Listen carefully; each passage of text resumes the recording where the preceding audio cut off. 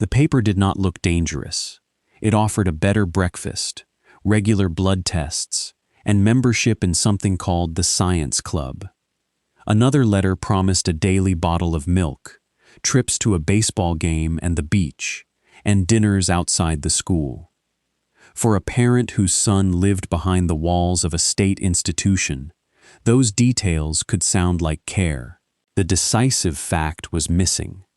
The meals and tests belonged to nutrition studies that used radioactive iron and radioactive calcium. An official inquiry later found 2 permission letters connected to the work. Neither told parents that radioisotopes would enter their sons' bodies. The boys lived at the Walter E. Fernald State School in Massachusetts. Many had been separated from their families. Some had intellectual disabilities. Others had entered under labels that said more about poverty, family crisis, school trouble, or the prejudices of the period than about their abilities. Within Fernald, adults controlled food, movement, medical care, education, and contact with the world outside. 74 boys took part in the studies during the late 1940s and early 1950s. 17 received radioactive iron in an earlier experiment. 57 entered a later program involving radioactive calcium. The doses were low by the standards used in later official reviews, and investigators concluded that significant radiation-related injury was extremely unlikely. They also concluded that the boys' fundamental rights had been violated. Those findings belong together. A low estimated dose does not supply missing permission. A valuable scientific question does not erase the conditions under which a person is recruited. A cheerful club name does not turn dependency into freedom. The history begins with a letter, but the letter cannot explain itself. Its omissions only make sense inside the institution that sent it, the laboratory system that needed tightly controlled diets, and the lives of boys for whom a glass of milk or a day outside carried unusual weight. The central question is not whether the paperwork used the right modern phrase. It is how permission was supposed to function when the people asking for it held nearly every advantage, and when the one fact most likely to change an answer never appeared on the page. Subscribe to Dark-Historium for more history built from the record. Long before anyone served oatmeal containing a tracer, Fernald had already become a place where the state could make intimate decisions for people under its care. The institution began in 1848 in South Boston. It was first known as the Massachusetts School for Idiotic and Feeble-Minded Youth. The language is now recognized as degrading. At the time, it appeared in law, medicine, education, and public administration as if it were a neutral classification. The school was among the earliest publicly supported institutions for people with intellectual disabilities in the Western Hemisphere. Its first superintendent, Samuel Gridley Howe, carried the reforming confidence of the 19th century. Early advocates argued that children whom society had neglected could learn. That argument challenged indifference, yet it also placed professional authorities in a powerful position. They would decide who needed training, what improvement meant, and when a person had failed to reach it. In 1890, the school moved to a large rural campus in Waltham. Buildings spread across hundreds of acres. The grounds included dormitories, workshops, farm operations, classrooms, service buildings, and an infirmary. The campus could appear self-contained and orderly from a distance. For residents, that self-containment meant that almost every part of daily life occurred under one administration. Walter E. Fernald became superintendent in the late 19th century, and the institution later carried his name. He was a prominent physician in the field, then called mental deficiency. He supported education for some residents, but he also became influential in a movement that treated disability, poverty, and social behavior as threats to be classified and controlled. Institutions grew larger. Admissions expanded beyond children, with clear intellectual disabilities, to include people judged troublesome, dependent, sexually improper, delinquent, or simply difficult for local authorities to place. The labels followed residents into files, and often outlived the circumstances that produced them. Intelligence testing acquired the authority of a measurement, even when language, education, trauma, and cultural bias shaped the result. A child could enter because a family had no resources, because a court intervened, or because a school did not know what to do with him. Once admitted, the distinction between education and custody could disappear. Fernald became what later scholars call a total institution. The phrase does not mean that every worker behaved the same way, or that every day was identical. It describes a structure in which sleeping, eating, work, discipline, healthcare, and recreation fall under one authority. The person who decides whether a resident may leave can also decide what he eats. The official responsible for medical welfare can also approve research. A complaint has nowhere independent to travel. By the middle of the 20th century, overcrowding and staff shortages had placed severe pressure on the school. Later state investigations described dirty buildings, poor repair, inadequate staffing, and brutality. Residents have recalled labor that kept the institution operating, including farm work, laundry, kitchen work, and cleaning. Education was uneven. Some boys attended classes. Others spent long periods assigned to work or wards. These conditions matter because the radiation studies were not conducted in an empty laboratory. They took place in a social order that assigned different values to different children. Researchers did not invent that order. They benefited from it. Nutrition research needed control. Investigators studying how iron or calcium moved through the body wanted to know exactly what subjects ate. They wanted meals prepared to a schedule, samples collected at set times, and participants available for repeated measurements. An institution could provide all of that with unusual efficiency. The same feature that made Fernald scientifically convenient made the boys dependent. The official Federal Review later noted that institutional populations had long been used in medical research. Prisons, hospitals, orphanages, military facilities, and residential schools offered groups that could be observed closely. Researchers sometimes believed that participation brought attention or better care. Administrators could describe cooperation as part of institutional life, yet convenience did not answer the ethical question. It sharpened it. There were other places where controlled diets could have been arranged. Boarding schools also controlled meals and schedules. Families with resources could have been asked. The Federal Advisory Committee observed that the children of privilege were rarely selected for such studies. The difference was not merely logistical. Residents of a state school had less power to refuse, and fewer adults positioned to challenge a decision. Fernald's superintendent during the calcium program, Dr. Malcolm Farrell, held overlapping responsibilities. He was expected to protect the boys as the head of the institution. He also participated in planning and approving the research. A Massachusetts task force later identified that dual role as a central failure. The same office that opened the institution to investigators was treated as a source of permission for residents who lacked available parents or guardians. No independent review board stood between those roles. Formal institutional review boards did not yet operate as they would after federal reforms. That historical fact explains part of the system. It does not make the conflict vanish.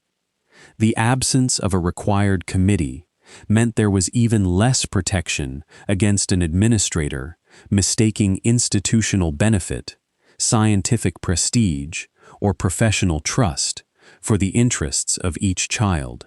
The record does not support a simple picture of secret men entering at night with an unknown substance.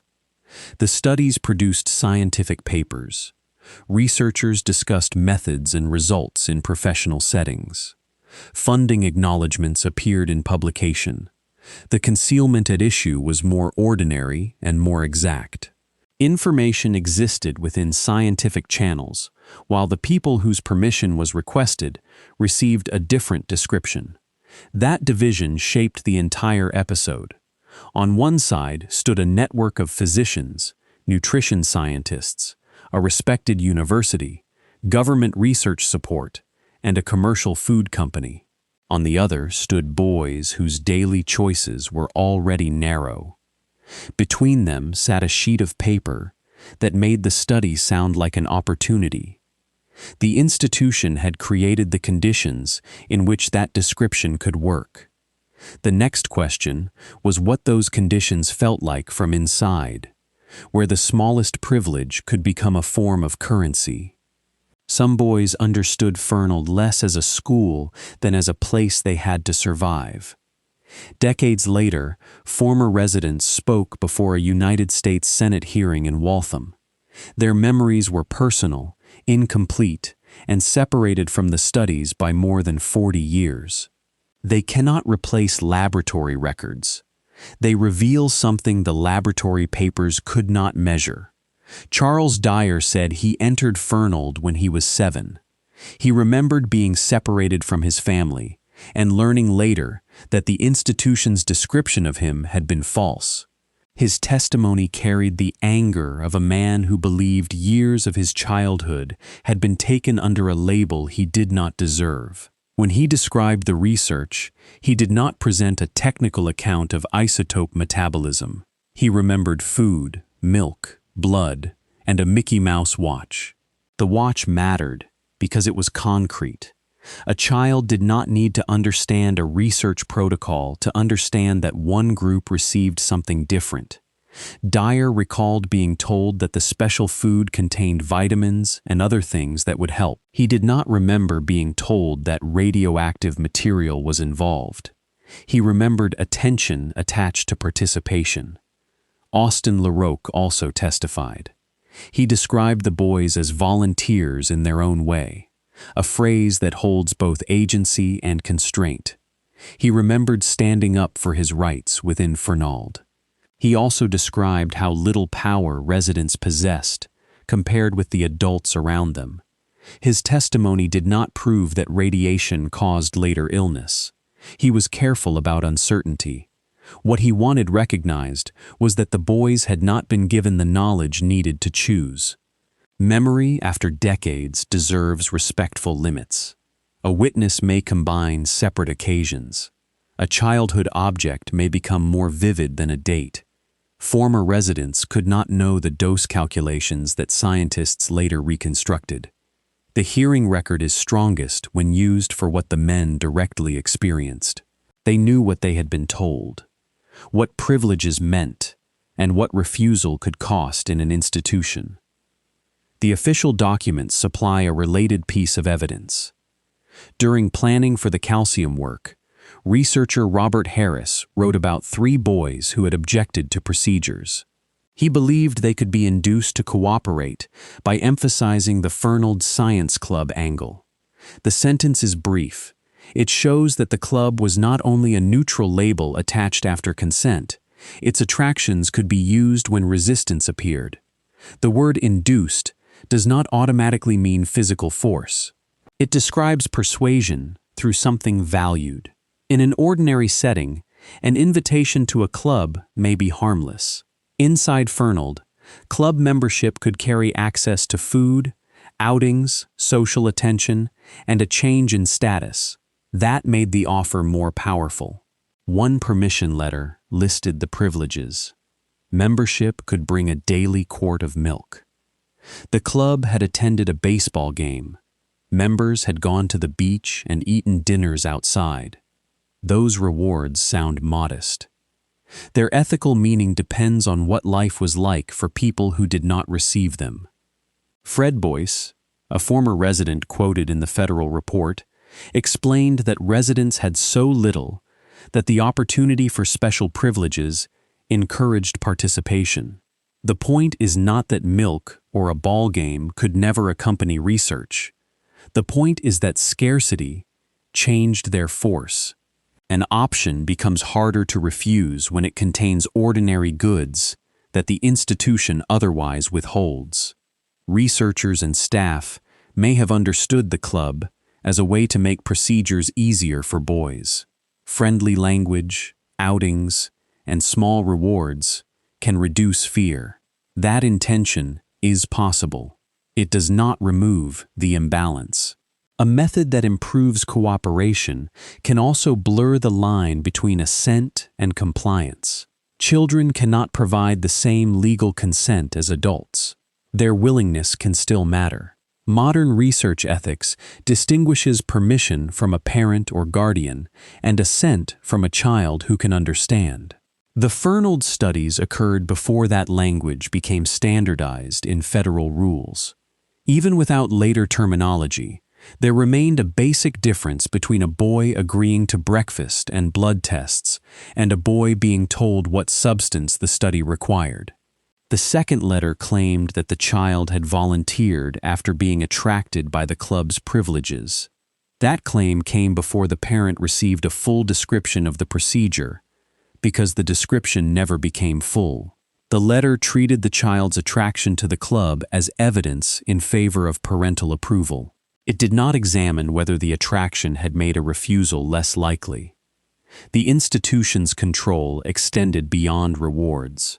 Residents depended on adults for release, visits, work assignments, medical attention, and protection from punishment. Not every offer carried an explicit threat. It did not need one. A boy could understand that being agreeable was safer than being difficult. He could also genuinely want the outing, the milk, or the attention. Constraint and desire could exist at the same time. This is why the question cannot be reduced to whether anyone used the word volunteer. Voluntariness is not created by a label. It depends on available alternatives, the person's understanding, and the consequences of saying no. For parents, the pressure took another form. A family might have limited contact with a son who lived at Fernald. The institution possessed professional authority and controlled the information leaving the campus. A letter from a physician or superintendent could sound like a recommendation about health. When it described better nutrition and regular testing, a parent had reason to believe trained people were offering extra care. The federal committee later concluded that the letters did not give parents the information reasonably necessary for an informed decision. The omission of radioisotopes was the clearest failure. The letters also failed to explain that the procedures were non-therapeutic. The studies were designed to produce general knowledge, not to treat the participating boys. That distinction matters because language about improvement could lead a parent to expect a personal medical benefit. A study may monitor health while pursuing a scientific goal. A blood test may be part of data collection rather than treatment. If those purposes are blended, permission rests on a false impression even when every sentence on the page is literally pleasant. The science club therefore became more than a name. It linked the boy's desire for recognition, the parent's hope for care, the institution's need for cooperation, and the researcher's need for controlled subjects. Each party could hear something different in the same invitation. The letters would eventually become the most visible evidence in the case. Before they existed, the scientific machinery was already moving. It began with a problem hidden inside ordinary food. In the nutrition laboratories of the 1940s, oatmeal was not sinister. It was useful. Scientists were trying to understand why the body absorbed some minerals and rejected others. The question affected anemia, childhood nutrition, food manufacturing, and public health. Cereals were cheap, widely eaten, and capable of carrying vitamins and minerals. They also contained compounds that complicated absorption. One of those compounds was phytate. It could bind minerals in the digestive system and reduce the amount available to the body. Researchers wanted to know how strongly that effect operated and whether other parts of a meal could change it. The answer could influence how grain products were prepared or fortified. Traditional nutrition experiments had a measurement problem. Investigators could record what a person ate and test what later appeared in blood or waste. But the body already contained iron and calcium. It was difficult to distinguish the mineral in one meal from the mineral stored before it. Radioactive tracers offered a solution. A tracer is a form of an element that can be detected because its nucleus releases radiation. Chemically, the body handles it much like the ordinary form of the same element. Instruments can follow the signal through blood, urine, or tissue. The tracer does not need to be present in a large amount to produce measurable information. That scientific usefulness is precisely why radioactive isotopes spread through medicine and biology after the Second World War. They helped researchers study circulation, metabolism, organ function, and disease. Some applications became diagnostic or therapeutic tools. Others expose subjects to radiation without direct medical benefit. The word radioactive now arrives with decades of public fear. In the early atomic period, reactions were less settled. Scientists understood that radiation could injure tissue and increase risk. Knowledge about small doses and long delays remained incomplete. Official standards existed for workers, but rules governing research subjects were fragmented. The Nuremberg Code had been announced in 1947 after the trial of Nazi doctors. It declared voluntary consent essential.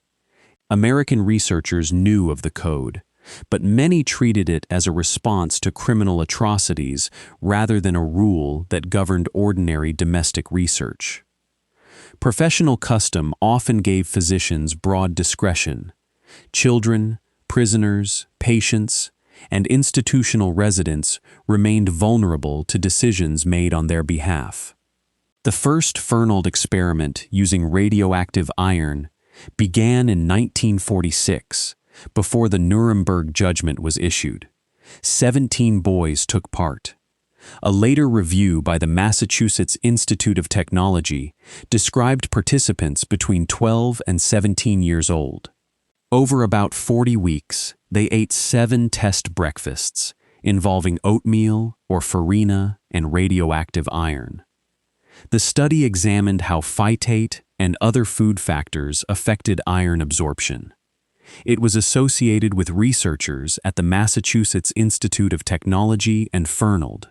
A paper published in the Journal of Nutrition in 1950 reported the scientific findings. The boys appeared in the method as subjects. The publication did not describe a parental consent process. The Institute's later reconstruction estimated an average total dose of about 230 millirems from the iron study. The lowest individual estimate was about 170 millirems, while the highest was about 330. Those numbers require context. They were calculated decades later and compared with standards and natural background exposure. They were not the figures placed before parents at the time. The technical question and the ethical question operate on different scales. The technical question asks how much radiation reached which tissue and what risk followed. The ethical question asks who agreed, what they knew, why these subjects were chosen, and whether the research served them. A low answer to the first cannot act as consent for the second. The ironwork also established a pattern. The institution could supply boys on controlled diets. Staff could arrange repeated breakfasts and sampling. Researchers could return over many months. Scientific publication could proceed without a detailed public account of how permission had been secured. There is no evidence that the boys were selected because investigators wanted to injure them. The research had a legitimate scientific purpose. Later reviewers found that the doses were unlikely to have produced detectable health effects.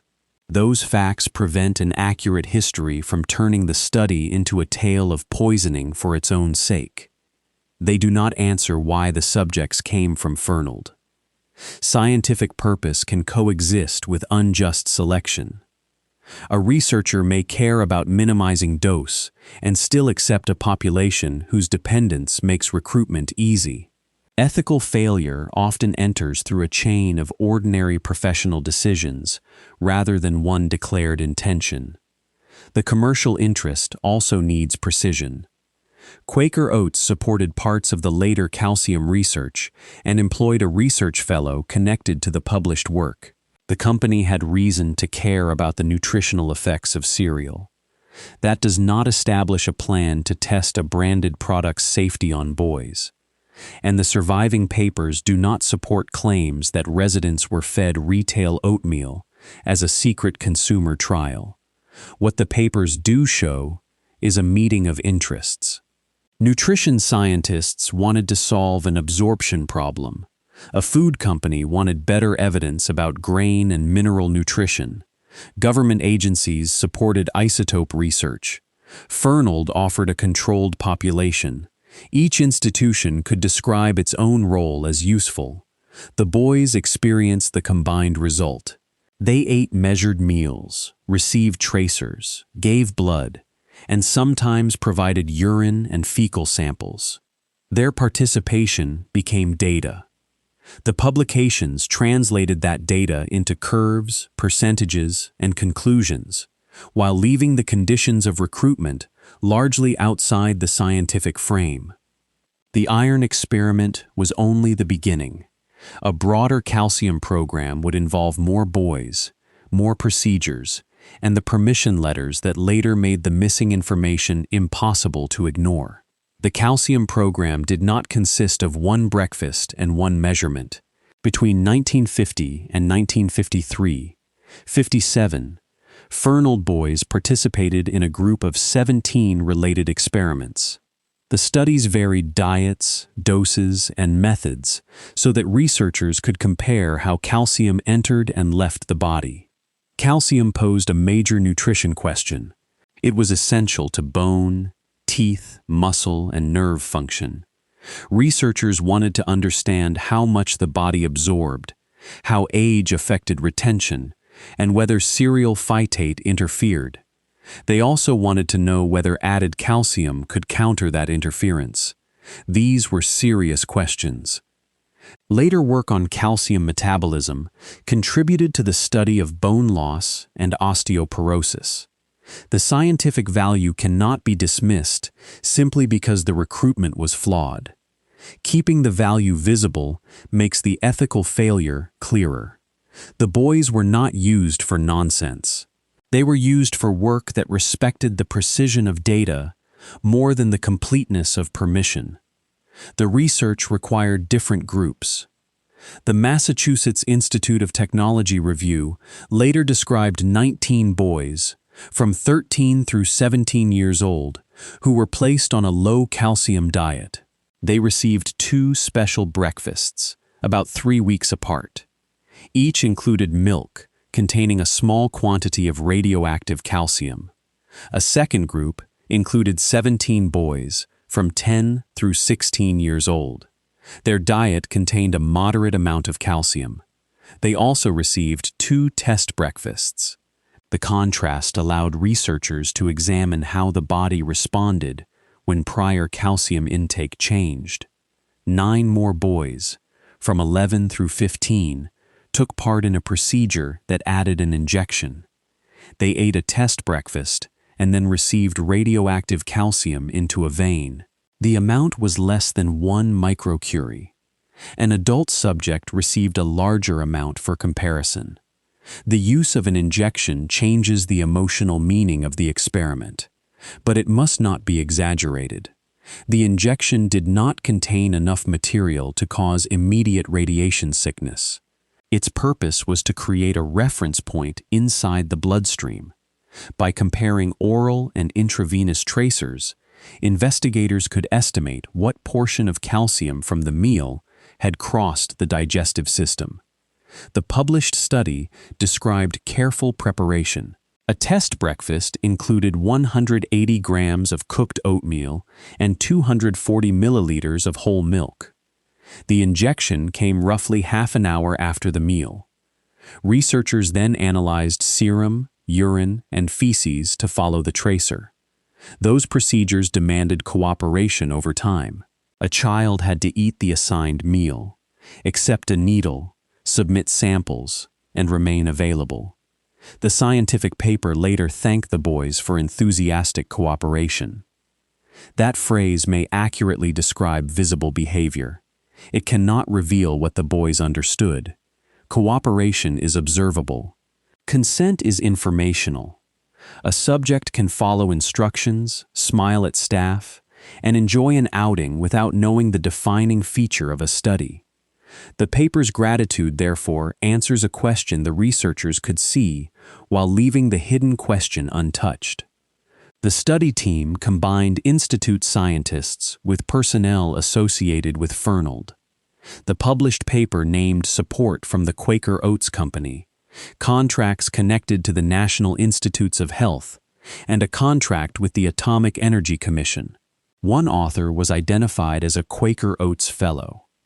The presence of several sponsors did not mean that every sponsor directed every procedure. Funding acknowledgments establish support, not a complete chain of command. They do show that the project sat inside a respected network. Academic, federal, state, and commercial institutions all touch the research. That network distributed responsibility. A university scientist could rely on the superintendent to handle institutional access. The superintendent could rely on scientific expertise to judge risk. A sponsor could rely on the researchers. When each participant trusted another part of the chain, no one had to confront the whole relationship between a particular boy and the study. The surviving records also show care in some areas. Researchers estimated exposure. They used tracer amounts intended to be small. They designed comparisons and controls. The later Institute review judged the doses below the occupational and public limits it used for comparison in 1994. Yet the protections that did exist were uneven. The boys' permanent medical records did not consistently document their research participation. The Massachusetts task force later criticized that absence. If a medical record does not show an exposure or procedure, future caregivers cannot use it in assessing health, and the participant cannot easily reconstruct what happened. The missing medical entries also reveal how the work had been categorized. To the research team, a tracer breakfast or injection belonged to a study file. To the child, it happened to his body. Separating the research record from the medical record preserved an administrative boundary that the participant could never share. The program's duration deepened that divide. A single decision could lead to repeated meals and samples. Different sub-experiments created a mosaic of participation. Decades later, former residents and investigators had to piece together names across scientific papers, theses, institutional files, and correspondence. The Federal Advisory Committee reported that 4 published studies and a doctoral thesis grew from the Fernald work. The publications were not hidden. Anyone with the right professional access could find them. What remained difficult was connecting the scientific subject numbers to living people and the published procedures to the words sent home. The study design explains why Fernald was attractive. Meals could be standardized. Boys could be sorted by age or diet. Samples could be collected without arranging transportation from dozens of homes. The institution turned human lives into a stable research environment. Stability has 2 meanings. For the investigator, it means fewer variables. For the resident, it can mean fewer exits. The very conditions that strengthen a metabolic measurement can weaken the freedom of the person providing it. This tension was not unique to radiation. Mid-century research used institutionalized people in studies of hepatitis, influenza, drugs, diets, and behavior.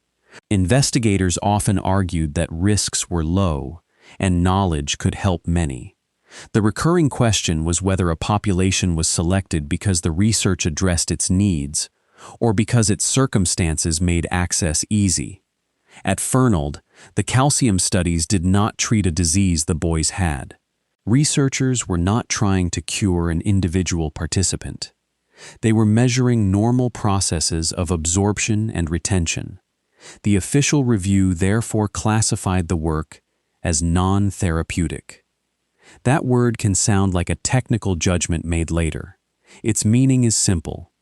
The procedure did not offer the participating child a medical benefit intended to outweigh the research burden.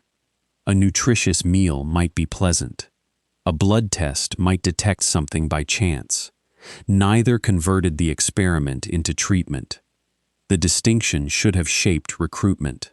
When a procedure is for research alone, permission carries more weight. The parent or guardian needs to know that the child is being asked to bear an inconvenience or risk mainly for knowledge that may benefit others. Instead, the surviving letters emphasized potential advantages to the boy. They described diet, testing, and privileges.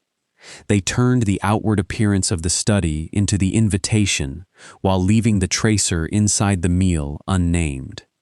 The machinery of the research was therefore complete before the parent saw the page. The scientists had a question. The institution had subjects. Sponsors had supported the work. The club had made participation attractive. The remaining task was to obtain permission in language that never disclosed what made the study possible. The first surviving letter was dated in November of 1949. It concerned a planned nutrition study and was sent to parents of boys at Fernald. Its tone was confident and reassuring. The boys would receive a special diet rich in cereals, iron, and vitamins. Blood tests would be taken. The program might help determine whether nutritional improvement could benefit them. The details selected for the letter were not false in the narrowest sense. Cereal, iron, and vitamins were involved. Blood would be drawn. Nutrition was the subject. The failure lay in what those details displaced. The letter did not say radioactive calcium or radioactive iron. It did not describe radiation risk. It did not explain that the study was designed to produce general scientific knowledge rather than to treat the child. It allowed the familiar language of food and health to carry an unfamiliar procedure. Permission depends on more than avoiding a lie.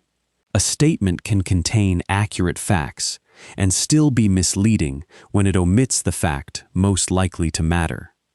In research, the standard is not whether an institution can defend each sentence. It is whether the person deciding receives the information reasonably necessary to choose. The first letter also placed the request within a relationship of authority. Fernald was not a neighborhood club asking a family to join a harmless survey. It was the institution housing the child. Parents may have relied on its doctors and administrators because those officials controlled daily care.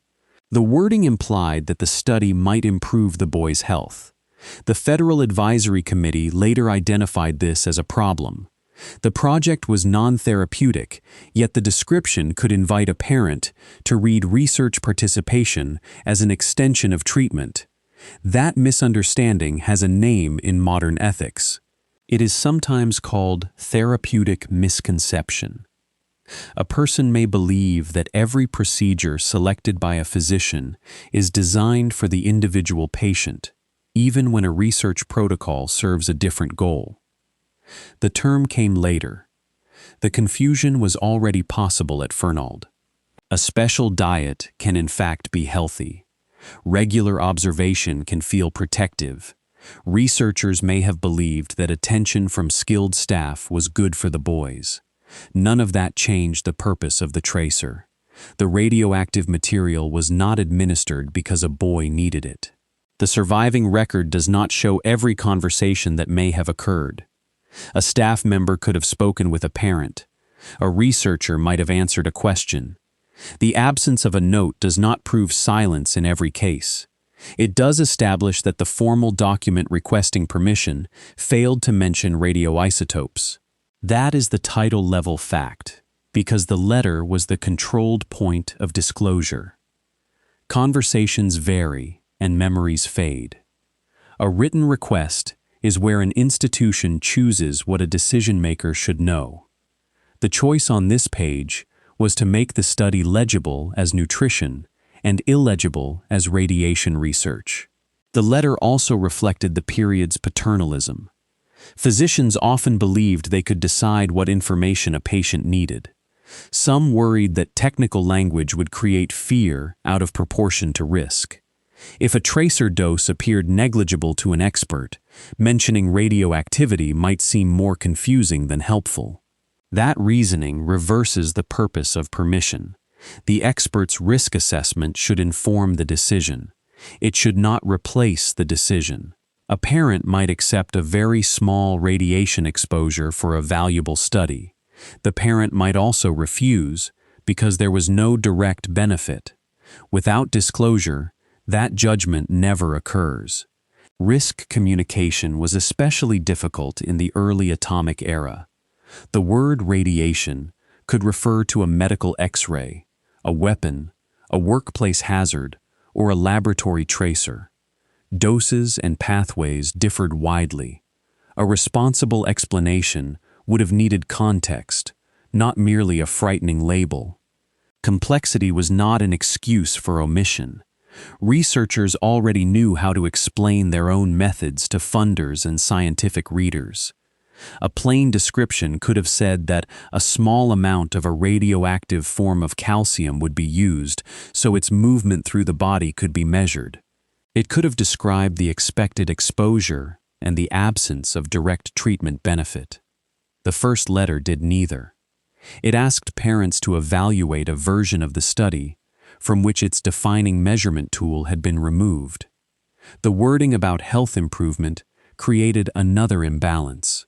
A parent who feared that an institutionalized son was poorly fed could view the special diet as a rare chance for better care.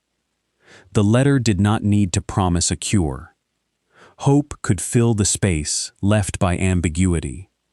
The request also occurred within a broader culture that trusted elite institutions.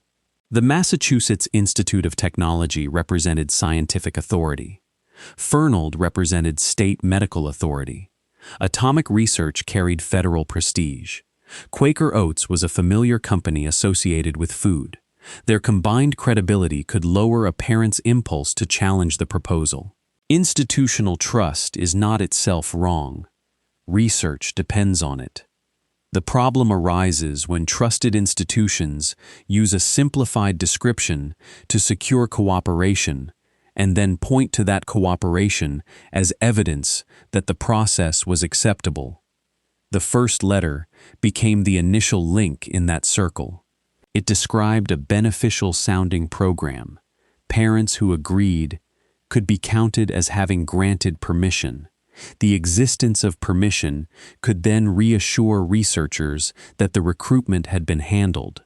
The document's omissions disappeared behind its signature. Years later, reviewers would look past the presence of a letter and examine its content. That change in focus was decisive.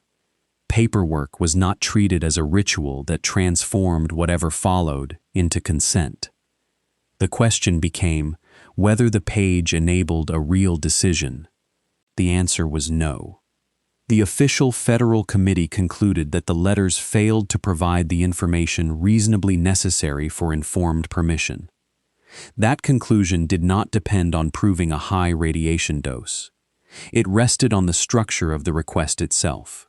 The first letter left one further issue unresolved. It appeared to seek affirmative parental permission. The second surviving letter, sent several years later, used an even weaker mechanism. It treated silence as agreement. The second letter was dated in May of 1953. By then, the Science Club had an identity and a list of attractions.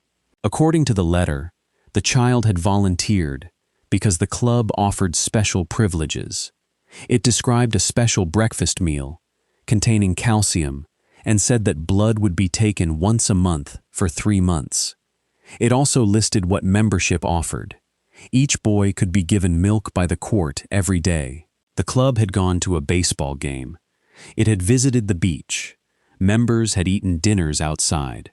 These details occupied the space where a description of the tracer should have been. The letter did not mention radioactive calcium. It did not describe an injection. It did not state a radiation dose or risk. It did not make clear that the purpose was non-therapeutic research. Then it defined permission through inaction. The letter said that unless the parent objected, the institution would assume permission. That method placed the burden on the family to stop a procedure the family had not been fully told about. Silence can have many causes.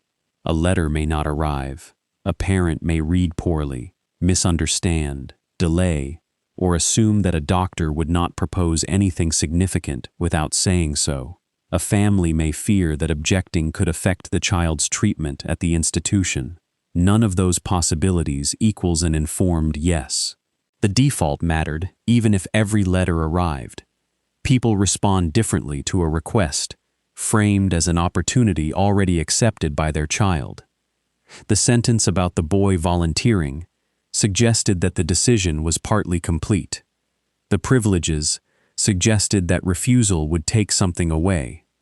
Modern research practice generally requires affirmative permission for a child's participation, subject to limited exceptions under regulated review. The Fernald letter came before those rules. The official assessment did not need to pretend that the exact modern regulation already existed. It could still ask whether the process respected the parent's role and the boy's rights. The Massachusetts Task Force found that it did not. The task force concluded that fundamental human rights had been violated, even while finding no significant health effects from radiation. The Federal Advisory Committee reached a compatible ethical judgment. The two letters differed in wording, but they shared an architecture. Each emphasized nutrition, tests, and possible advantages. Each omitted radioisotopes and risk. Each relied on the authority of the institution. Together, they show that the missing fact was not a stray typographical accident on one page. The record does not reveal a meeting where participants declared that radiation must be hidden. It would be irresponsible to invent one. Deliberate deception in the strongest sense was not established. Dr. Bertrand Brill, who later reviewed the work and testified at the Senate hearing, said he did not believe the researchers intended to deceive the children. Intent does not settle disclosure. A person can omit information because it seems unimportant, too technical, or needlessly alarming. The resulting decision may still be uninformed.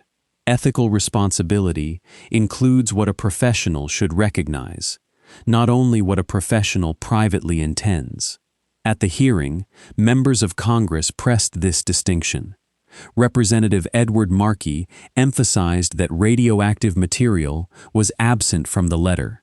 Senator Edward Kennedy asked why residents of Fernald had been selected instead of students from that same institute or children at private schools. The question exposed the selection problem. If the dose was too low to concern educated families, those families could have been asked.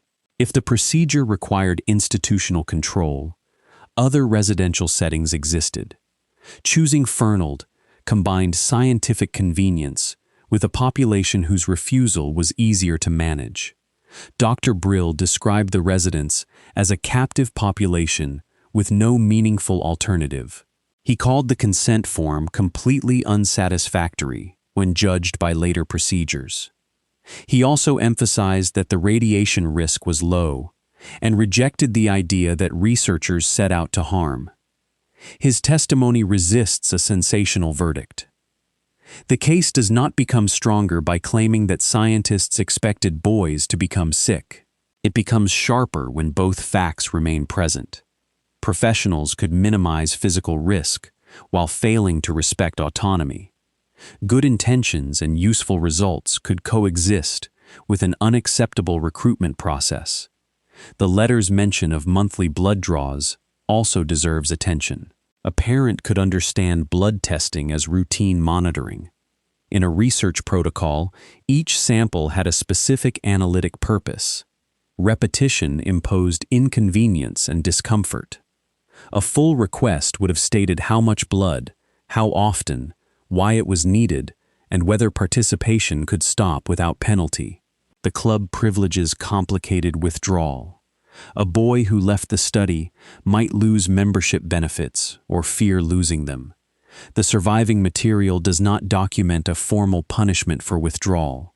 The inducement operated through uncertainty as much as policy. When adults control scarce benefits, a child may not distinguish a reward for participation from a condition of belonging. The researcher's note about boys who objected is therefore crucial. It shows that reluctance existed. It also shows the proposed answer was not additional disclosure or an independent advocate. The answer was to emphasize the club. That decision transformed a welfare program into a recruitment instrument. Milk, outings, and attention became part of the protocol's social machinery, even if they never appeared in a scientific table. The page made that machinery look generous. The ordinary reader saw breakfast, calcium, and recreation. The isotope remained within the laboratory vocabulary.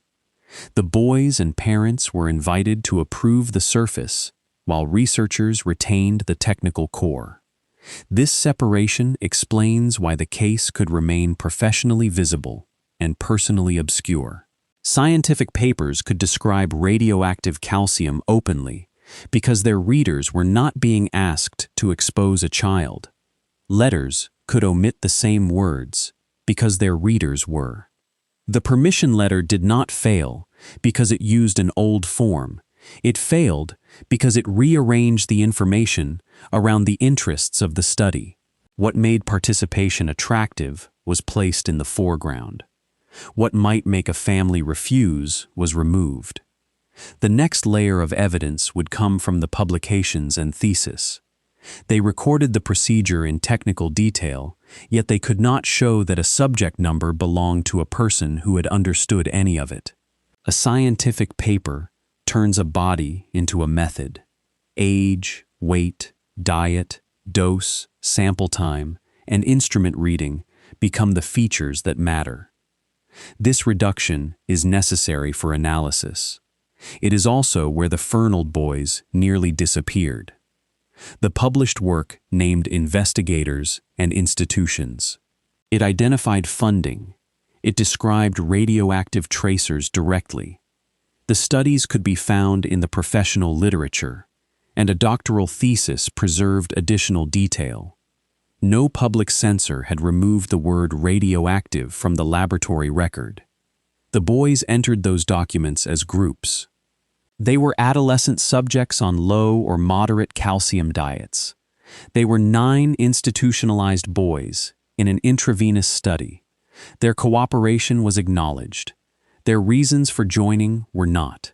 Scientific articles are not expected to tell a full life story. They are expected to report methods well enough for experts to judge the evidence. Even by that narrower standard, later reviewers found an absence that mattered. The published papers did not describe parental permission. Silence in an article cannot prove that permission did not exist. Researchers often omitted recruitment detail from mid-century publications. The letters show that some form of permission was sought. The problem emerges when the sources are read together. The papers disclosed the isotope without the consent process.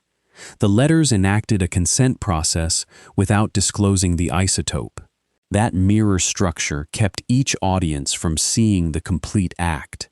Scientists could assess tracer methods, but not the social conditions of agreement. Parents could assess a breakfast club, but not the tracer method. The only people with access to both sides were the institutions arranging the study. The doctoral work added another layer. Graduate research requires supervision, facilities, subjects, and an approved line of inquiry. It showed that Fernald participation was not a casual favor performed once. The boys' bodies supported a program of academic production.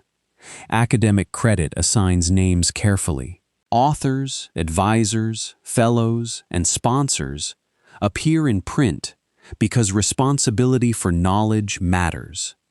The subjects who made the knowledge possible were protected by anonymity, yet anonymity also made their individual rights harder to trace. A subject could vanish into a table while the adults advanced careers.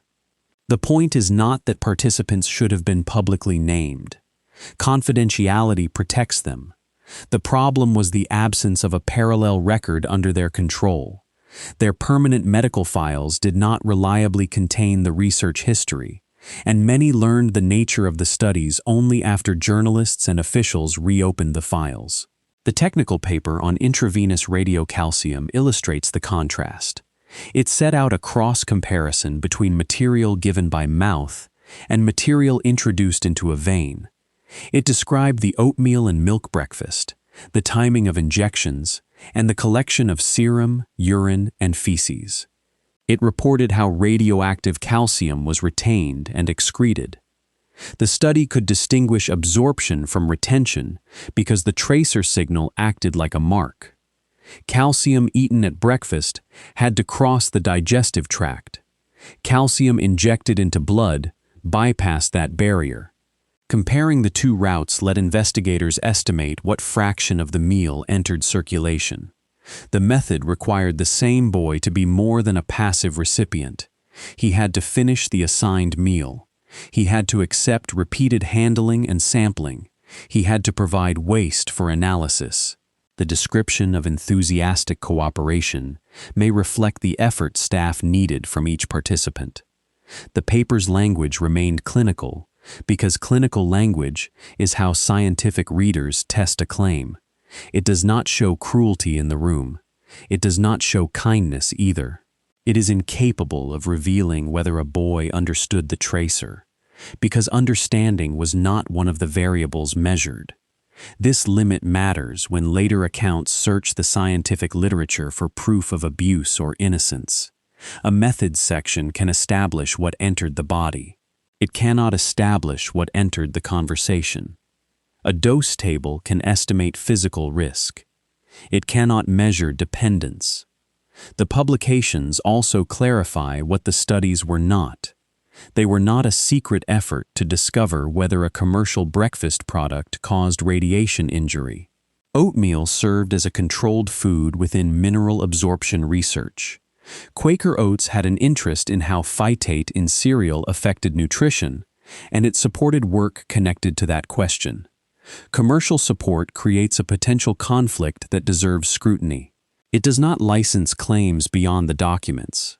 The evidence shows funding and scientific interest. It does not show a company ordering researchers to hide radiation from parents. The settlement decades later did not include an admission that such a plan existed.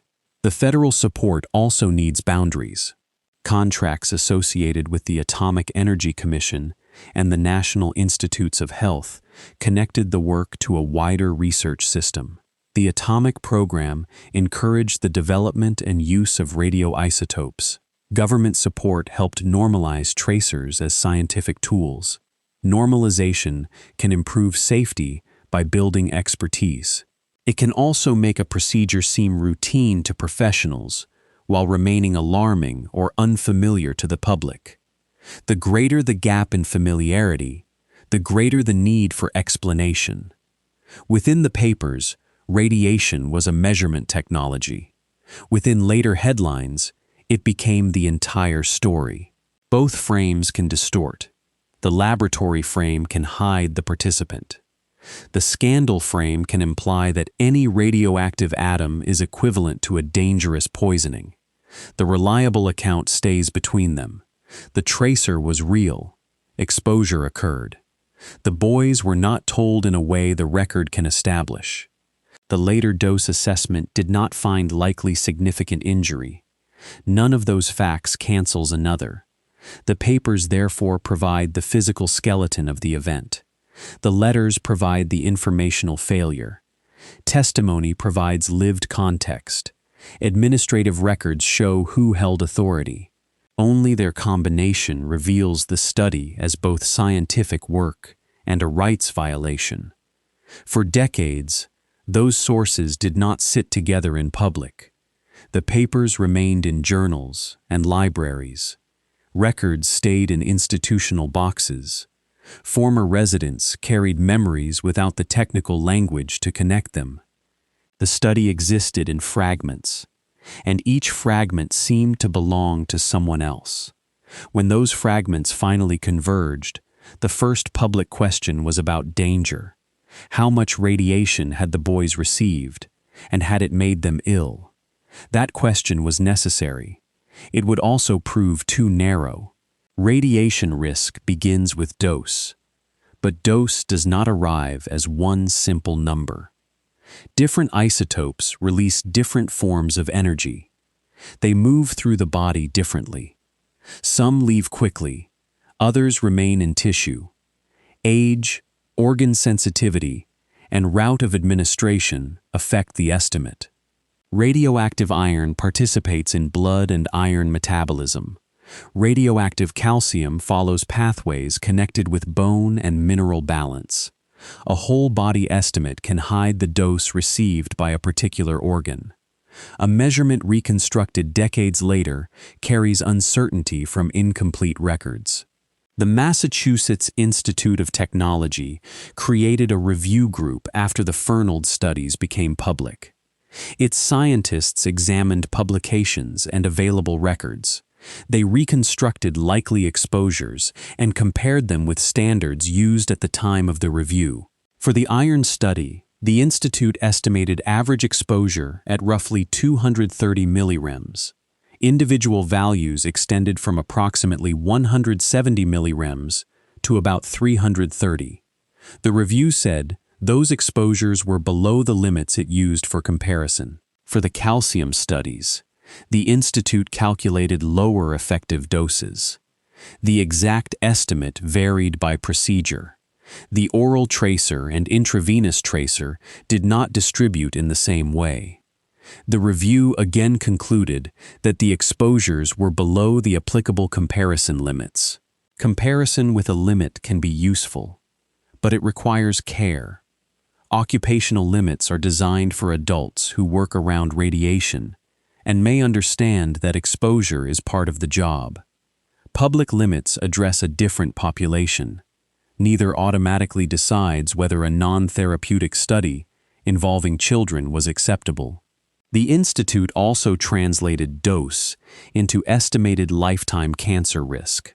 For the iron experiment, its 1994 review placed the additional risk of fatal cancer in a broad range from about 1 chance in 2,000 to 1 in 4,000. For calcium, the estimated increase was much smaller, ranging roughly from 1 chance in 55,000 to 1 in 160,000. Those figures were model-based estimates from an interested institution reviewing its own historical involvement. They are useful evidence, not a final measurement of any individual's fate. A risk of 1 in several thousand does not predict which person, if any, will be affected. An illness decades later cannot be attributed to the study merely because it is compatible with radiation injury. The Massachusetts Task Force reached the central health conclusion in plainer terms. It found no significant health effects from the experiments. The Federal Advisory Committee said it was extremely unlikely that the boys had been harmed by the radiation. Former residents heard that conclusion from a different position. Some had experienced serious illness. Some believed the experiments explained later health problems. Their concern was understandable, especially because the procedures had not been recorded clearly or disclosed to them. The official reviews could not turn uncertainty into a personal guarantee. At the Senate hearing, Austin LaRocque resisted claiming more than he knew. He spoke about health fears while acknowledging uncertainty about causation. His restraint is important. It allows the testimony to remain credible without making a medical claim the evidence cannot support. Charles Dyer's grievance also exceeded dose. He objected to having been used without knowledge. A low estimate delivered decades later could not restore the choice he believed had been denied as a child. Public accounts often force such cases into two positions. One says the boys were poisoned, and institutions covered it up. The other says the dose was small, so no real wrong occurred. The official record supports neither simplification. The studies expose children to a low but non-zero research risk. The children belong to a population with limited freedom. The request for parental permission omitted the radioactive tracers and the non-therapeutic purpose. The benefits offered could exert unusual pressure. Reviewers found serious rights violations without finding significant radiation injury. This is the midpoint of the case, because the question changes here. The first half asks how dangerous the tracer was. The evidence narrows that danger. The second half asks why professionals believed a low danger allowed them to withhold a choice. Low risk is not no information. If a risk is small, disclosure can make participation easier to justify. A parent can weigh the small exposure against the value of the research. By omitting the tracer, the institution prevented the very judgment that might have produced legitimate permission. The ethical issue also extends beyond risk. A needle, repeated blood collection, controlled diet, and handling of bodily waste impose burdens even when radiation adds little. Privacy, dignity, and freedom from pressure are not measured in millirems. Selection carries its own injury. A group can be treated unfairly, even if no member develops disease. When burdens fall on people, because they are easy to control, the injustice lies in distribution. The benefits of knowledge travel outward, while the inconveniences and risks stay with those who had the least influence. The official reviewers used later ethical concepts to evaluate an earlier event, which raises a fair concern about present judgment. Standards changed across the 20th century. Formal federal requirements for review boards and informed consent became more detailed after the studies. Researchers in the early 1950s did not fill out the forms used today. Yet the basic idea of voluntary consent was not unknown. The Nuremberg Code had stated it forcefully. Medical traditions recognized duties to avoid harm and seek permission. Parents already possessed legal and moral authority over many procedures involving children. The letters themselves prove that researchers knew permission mattered. The fairest historical question is therefore not whether the team violated a regulation written later. It is why the permission process they chose failed to disclose what the team itself considered scientifically essential. The answer may involve paternalism, professional custom, low-risk estimates, trust in administrators, and convenience. No surviving source assigns a precise share to each. Together, they created a system in which the technical experts decided that parents did not need the technical fact. That decision is the core injury the dose calculation cannot reach. Millirems can estimate biological effect. They cannot measure a choice removed from a family, or the message sent to a boy that his cooperation mattered more than his understanding. Once the health question had been bounded, the record became more demanding. The case was no longer sustained by fear of an invisible substance. It rested on visible words that should have been present and were not. The papers began returning to the boys through a newspaper. In December of 1993, the Boston Globe reported on the Fernald experiments after records were found in the institution's library. The story connected the scientific studies to people who had lived there. The discovery was not the exposure of a perfectly hidden program. Publications had existed for decades. The change was one of connection. A reporter read institutional files beside scientific papers and asked who the subject numbers had been. For former residents, the news could convert a childhood memory into evidence. A different breakfast, a bottle of milk, a blood draw, or a watch no longer stood alone. The objects acquired a technical explanation that adults had possessed at the time. This delayed disclosure imposed a second burden. The men had to learn about childhood procedures through public reporting. They then faced uncertainty about health, records, and legal rights without a complete personal file. The state and federal response moved quickly. Officials announced reviews. Congressional figures demanded answers. President Bill Clinton created the Advisory Committee on Human Radiation Experiments in January of 1994. The committee received a broad mandate to investigate government-connected radiation studies involving human subjects. Fernald was one part of a much larger history. The Advisory Committee examined experiments involving patients, prisoners, soldiers, pregnant women, children, and other groups. Some projects involved substantial exposure. Others used small tracers. The common concern was how government agencies and researchers had treated consent, secrecy, and subject selection during the atomic era. The Fernald case stood out because the permission letters survived. Many historical reviews struggled to determine what a subject was told. Here, the administrative voice remained on the page. It said breakfast, calcium, blood, milk, baseball, beach, and dinners. It did not say radioactive. Massachusetts formed its own task force. The state review examined the school's responsibility, the role of the superintendent, and the conditions under which the boys participated. It concluded that the state had failed in its basic duty to protect them. The task force found that no significant health effects resulted from the radiation. It also found that the experiments violated fundamental human rights. That paired judgment became the most accurate short statement of the case. The state's failure was not limited to one letter. The superintendent occupied conflicting roles. Research was not entered properly in permanent medical records. Boys had been selected from a vulnerable population.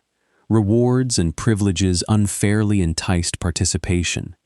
No independent body could halt the process. The Massachusetts Institute of Technology conducted a parallel review. The institute assembled experts to reconstruct dose, study methods, and historical context.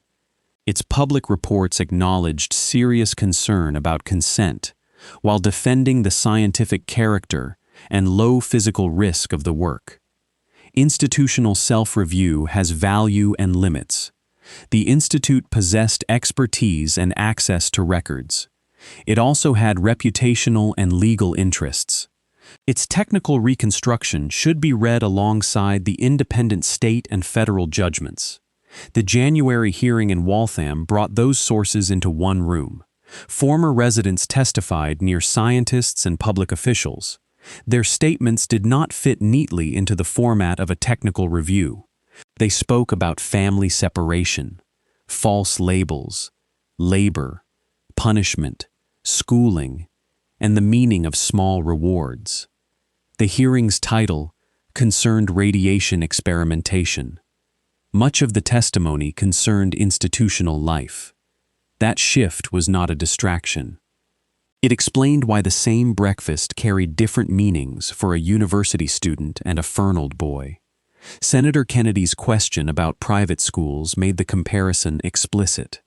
Places serving families with social power could also have arranged tightly controlled meals. Recruiting there would have required fuller persuasion and perhaps better disclosure. Fernald reduced those costs. Representative Markey emphasized the letter's omissions and the selection of boys considered capable of cooperation. His questioning sometimes suggested a motive that the record could not conclusively prove. The established fact was not that researchers selected bright boys in order to deceive them. It was that investigators valued boys who could follow the protocol and used club membership to address reluctance. Dr. Brill supplied a technical counterweight. He placed dose in context and said serious health consequences were unlikely. He also judged the consent process unacceptable. His position showed that scientific defense and ethical criticism were not opposites. The former residents supplied the human counterweight. They did not need to prove a cancer cluster to establish that they had been excluded from the decision. The anger came from discovering that adults had known the nature of the procedure and had allowed children to understand it as vitamins, food, and club activity. Public attention encouraged a search for individual names. Researchers and officials compared rosters, papers, and institutional records. Not every former resident could be matched with certainty to every sub-experiment. The passage of time and weak documentation limited reconstruction. That uncertainty creates a duty not to assign participation casually. Living at Fernald during the period did not mean a person received a tracer. Membership in the science club did not necessarily identify a particular dose. Responsible accounts separate the 74 participants from the many other residents who endured the institution. The number 74 itself joins two programs. 17 boys participated in the radioactive iron study. 57 were involved in the later calcium series. Some popular retellings compress all of them into one oatmeal experiment. The official record is more complicated. The iron study used test breakfasts across an extended period. The calcium program contained multiple sub-experiments with oral tracers and, for a smaller group, injections. Oatmeal appeared in research meals, but not every procedure was identical. Accuracy requires resisting the convenience of one bowl representing every exposure. The bowl remains useful as a visual symbol because it shows how ordinary the encounter could look. It must not become evidence for details the sources do not establish. The history is strongest when the image leads back to the documents rather than replacing them. By the time the hearings ended, the essential facts were no longer fragmented. The research methods, permission letters, institutional conditions, former residents' testimony, and dose estimates could be read together. The dispute moved toward responsibility. Responsibility would prove harder to assign than exposure.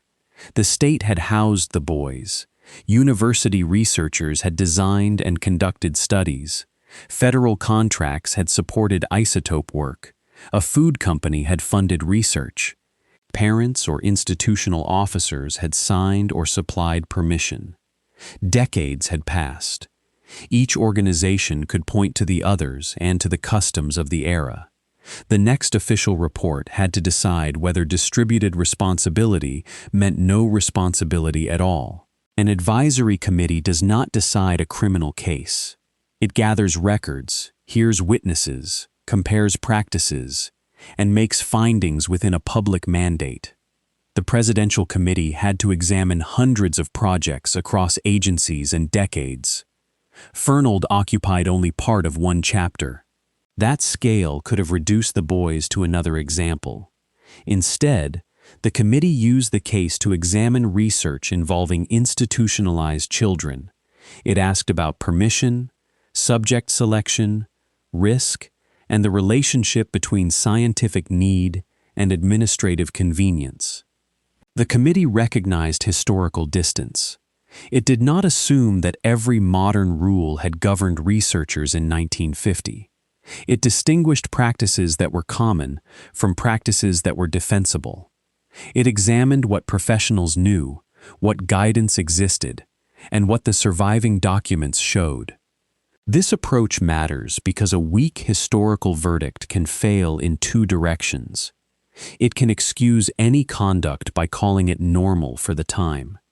It can also condemn people for violating procedures that did not yet exist. The Fernald record allows a more precise judgment.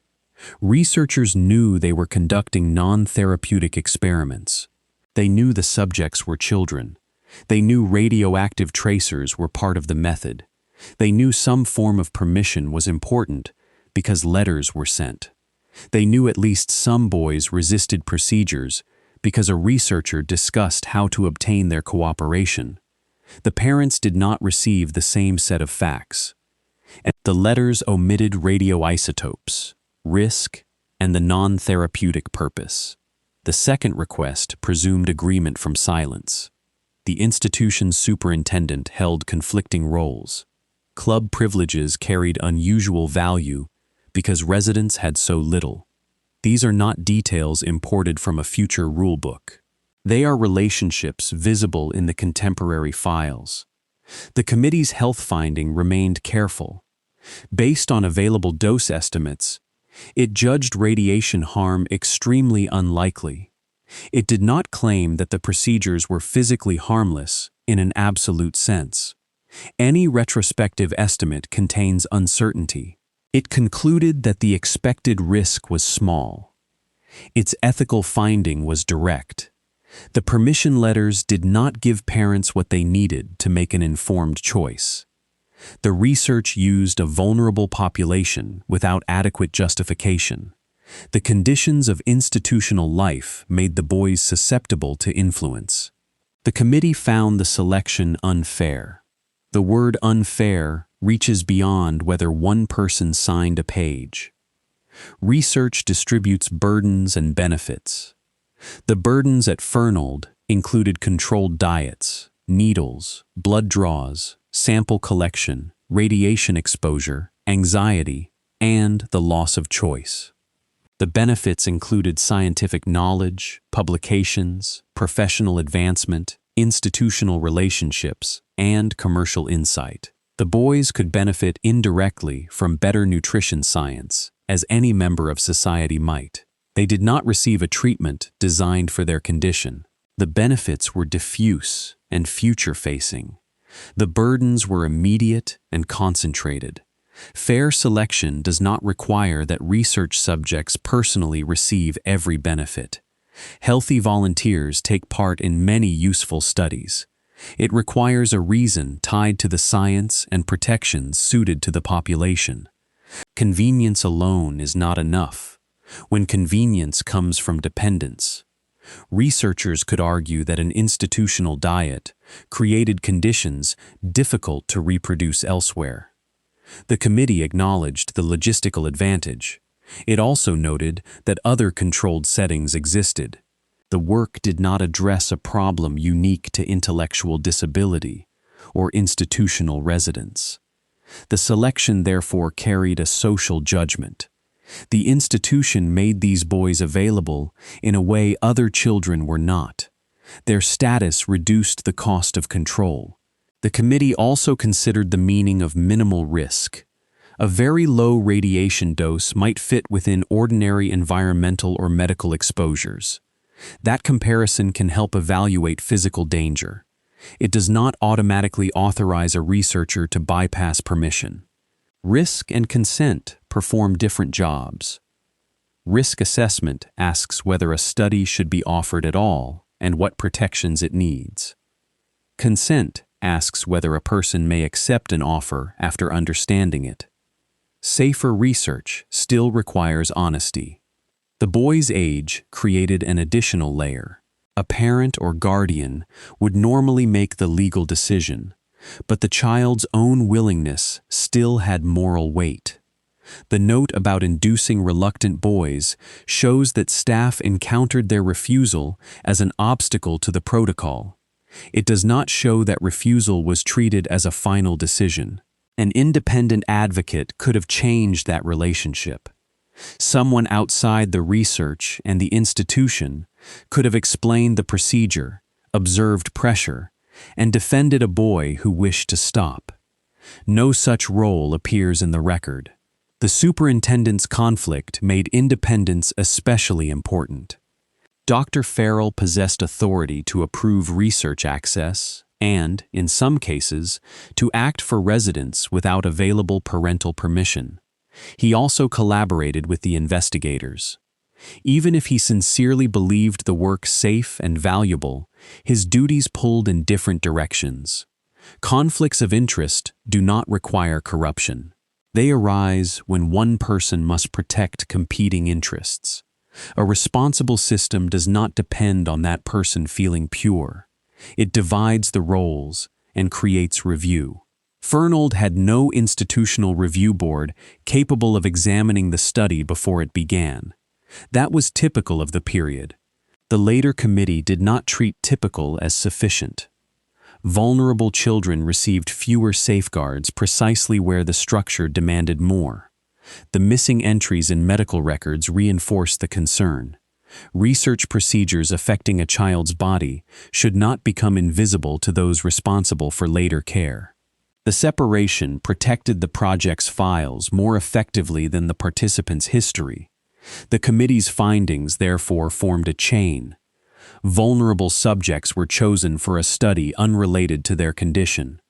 Permission came through incomplete letters. Assent was shaped by valued privileges. Oversight was conflicted and not independent. Health records did not preserve participation.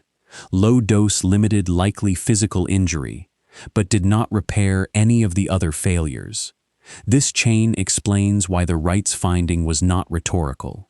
A right matters most when respecting it would make a project harder. Full disclosure might have reduced enrollment. Independent review might have required a different population. Recording procedures might have increased scrutiny. Accepting a boy's refusal might have disrupted a comparison group.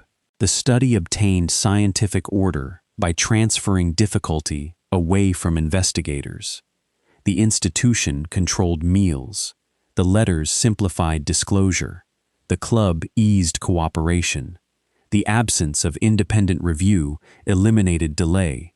Each convenience rested on someone else's limited power. None of this means every adult participant understood the chain. A laboratory worker might see only a sample. A cook might prepare only a meal. A sponsor might see a grant report. Distributed work can hide the combined ethical effect from the people performing it. Institutions exist partly to make that combined effect visible. Their failure at Fernald was not only that individuals made poor choices, it was that every organization accepted a narrow view of its own responsibility. The state viewed the boys as residents under care. The university viewed them as subjects in a study. Sponsors viewed the work as supported research. The papers viewed them as data. No part of the system gave priority to the boys as people entitled to understand and refuse. The federal committee later placed that priority at the center. It recommended stronger protections, accountability, and openness for human radiation research. Its report did not erase uncertainty about individual health. It made clear that absence of proven injury cannot serve as a general defense for research without adequate permission. That principle can be tested by reversing the facts. If the parents had been told about the tracer, if a neutral advocate had reviewed the offer, if refusal carried no loss of privileges, and if participation had entered the medical record, the low dose and scientific value might have supported an ethical study. The tragedy was not that such research could never be justified. It was that the institutions avoided the steps that could have justified it. The committee's work also exposed a limit in the public language of scandal. Calling the study's experiments on children was accurate but incomplete. Calling them radioactive oatmeal was memorable but compressed 17 sub-experiments into a phrase. Calling the boys unwitting victims recognized missing disclosure, but could erase the agency former residents still claimed. Austin LaRocque's description of volunteering in his own way deserves to remain beside the finding of undue influence. He did not present himself as an empty object. He remembered choices within a narrow world. Ethical analysis should not deny those choices. It should ask why adults failed to expand the information and freedom around them. The committee closed the factual gap that the letter had created. It restored radioisotopes to the account of breakfast. It connected institutional scarcity with the account of the club. It returned scientific purpose to the claim of health improvement. Once those facts returned, permission no longer looked like a signature or an unanswered envelope. It looked like a process that had never been completed. The rules governing research changed through accumulation rather than one sudden reform. The Nuremberg Code stated the importance of voluntary consent in 1947. The World Medical Association adopted the Declaration of Helsinki in 1964. Federal agencies developed policies during the following years. The National Research Act became law in 1974 and strengthened the system of review for research involving human subjects. These milestones are often presented as a straight path from abuse to protection. The real path was uneven. Codes could exist without being applied broadly. Institutions could create committees that varied in rigor. Researchers could comply with forms while missing the purpose of consent. The National Research Act established a national commission to examine ethical principles and required institutional review structures for covered research. The Commission's Belmont report later described 3 central principles. They were respect for persons, beneficence, and justice. Respect for persons recognizes autonomy and calls for added protection when autonomy is limited. At Fernald, age and institutional dependence both limited autonomy. A respectful process would have sought meaningful parental permission and the boy's assent without using scarce privileges as pressure. Beneficence asks researchers to avoid unnecessary harm and balance risk against benefit. The Fernald team appears to have kept tracer doses low. That is relevant evidence of attention to physical safety. Beneficence also requires attention to psychological burden, invasive procedures, privacy, and the consequences of weak records. Justice asks who bears research burdens and who receives its benefits. Fernald presents the question in its clearest form. Children in a state institution bore the procedures for knowledge useful to a much wider and more powerful society. Applying the Belmont language does not mean pretending it was available to the team in its later form. It helps describe why the case influenced public understanding. The principles organize concerns already visible in the letters, methods, and institutional relationships. Modern rules also distinguish levels of risk and categories of vulnerable subjects.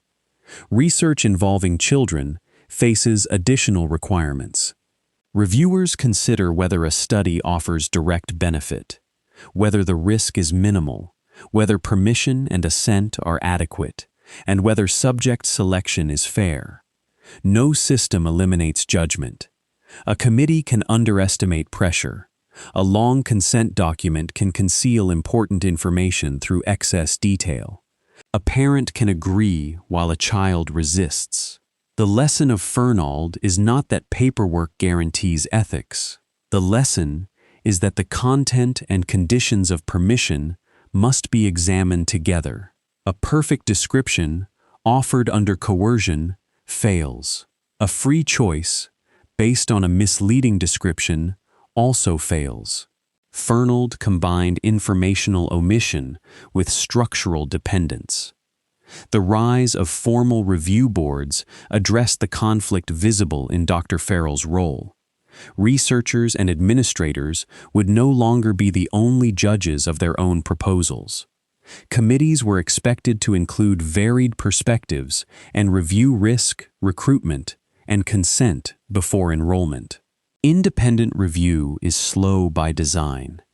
It forces a project to explain why a population is needed, how subjects will be approached, what the consent form says, and who can stop the study.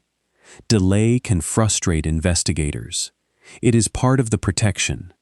Research records also became more formal. Protocol versions, approval dates, adverse events, consent forms, and participant files created a trail. Documentation can be bureaucratic, but it allows later review. The lack of such a trail at Fernald left former residents to reconstruct childhood experiences from scattered papers. Disclosure standards changed as well. A research invitation should identify the study's purpose, procedures, foreseeable risks, potential benefits, alternatives, confidentiality protections, and the voluntary nature of participation. It should explain whom to contact and make clear that refusal will not affect entitled care or benefits.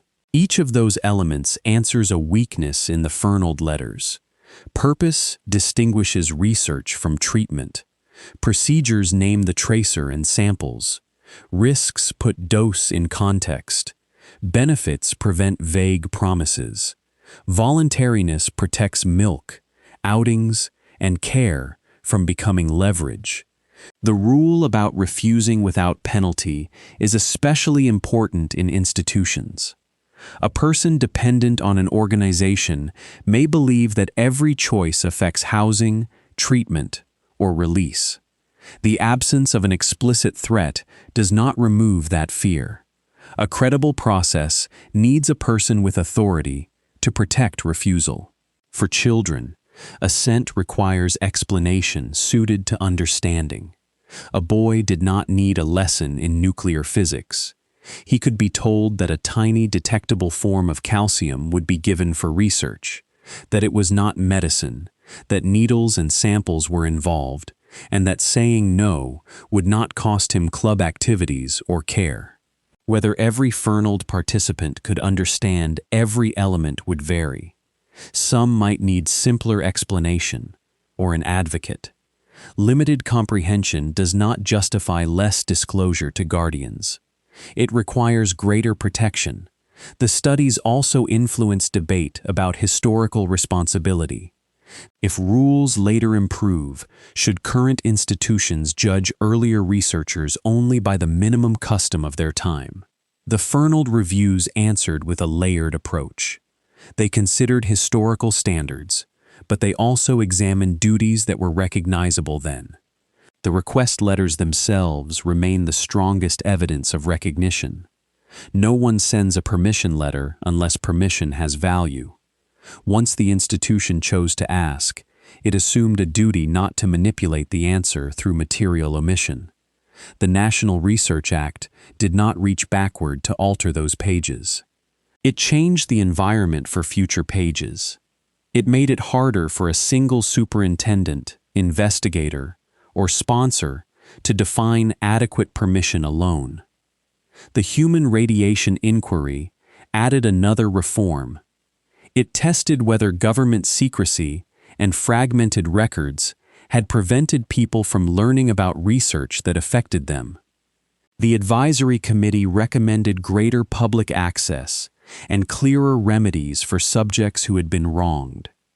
In October of 1995, President Clinton addressed survivors of human radiation experiments and their families. He apologized on behalf of the federal government. He spoke about secrecy, trust, and the obligation to tell the truth. The apology covered a broad history, not only Fernald.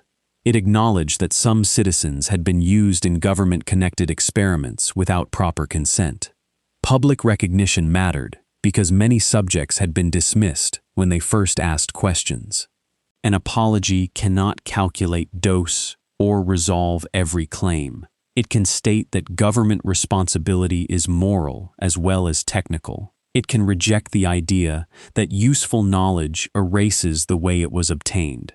Former Fernald residents received that recognition within a larger group, but their case retained a distinctive tension. Officials could apologize for wrong conduct, while also saying the radiation probably caused no injury. Some survivors feared that the health finding would weaken the apology. Some institutions feared that the apology would be taken as proof of medical damage. Both fears came from treating injury as one category. Physical disease is one form of harm. Deception, loss of autonomy, unfair selection, and anxiety created by missing records are others. Law may value them differently. History should name them accurately. The ethics reforms also changed scientific publication. Journals increasingly expected statements about review and consent. Authors had to identify ethical approval. Funding and conflicts received more scrutiny. Those measures made the social conditions of data harder to exclude from the methods section. They did not make exploitation impossible. Vulnerable populations still participate in research. Payments can still exert pressure. Institutions still compete for prestige and funding.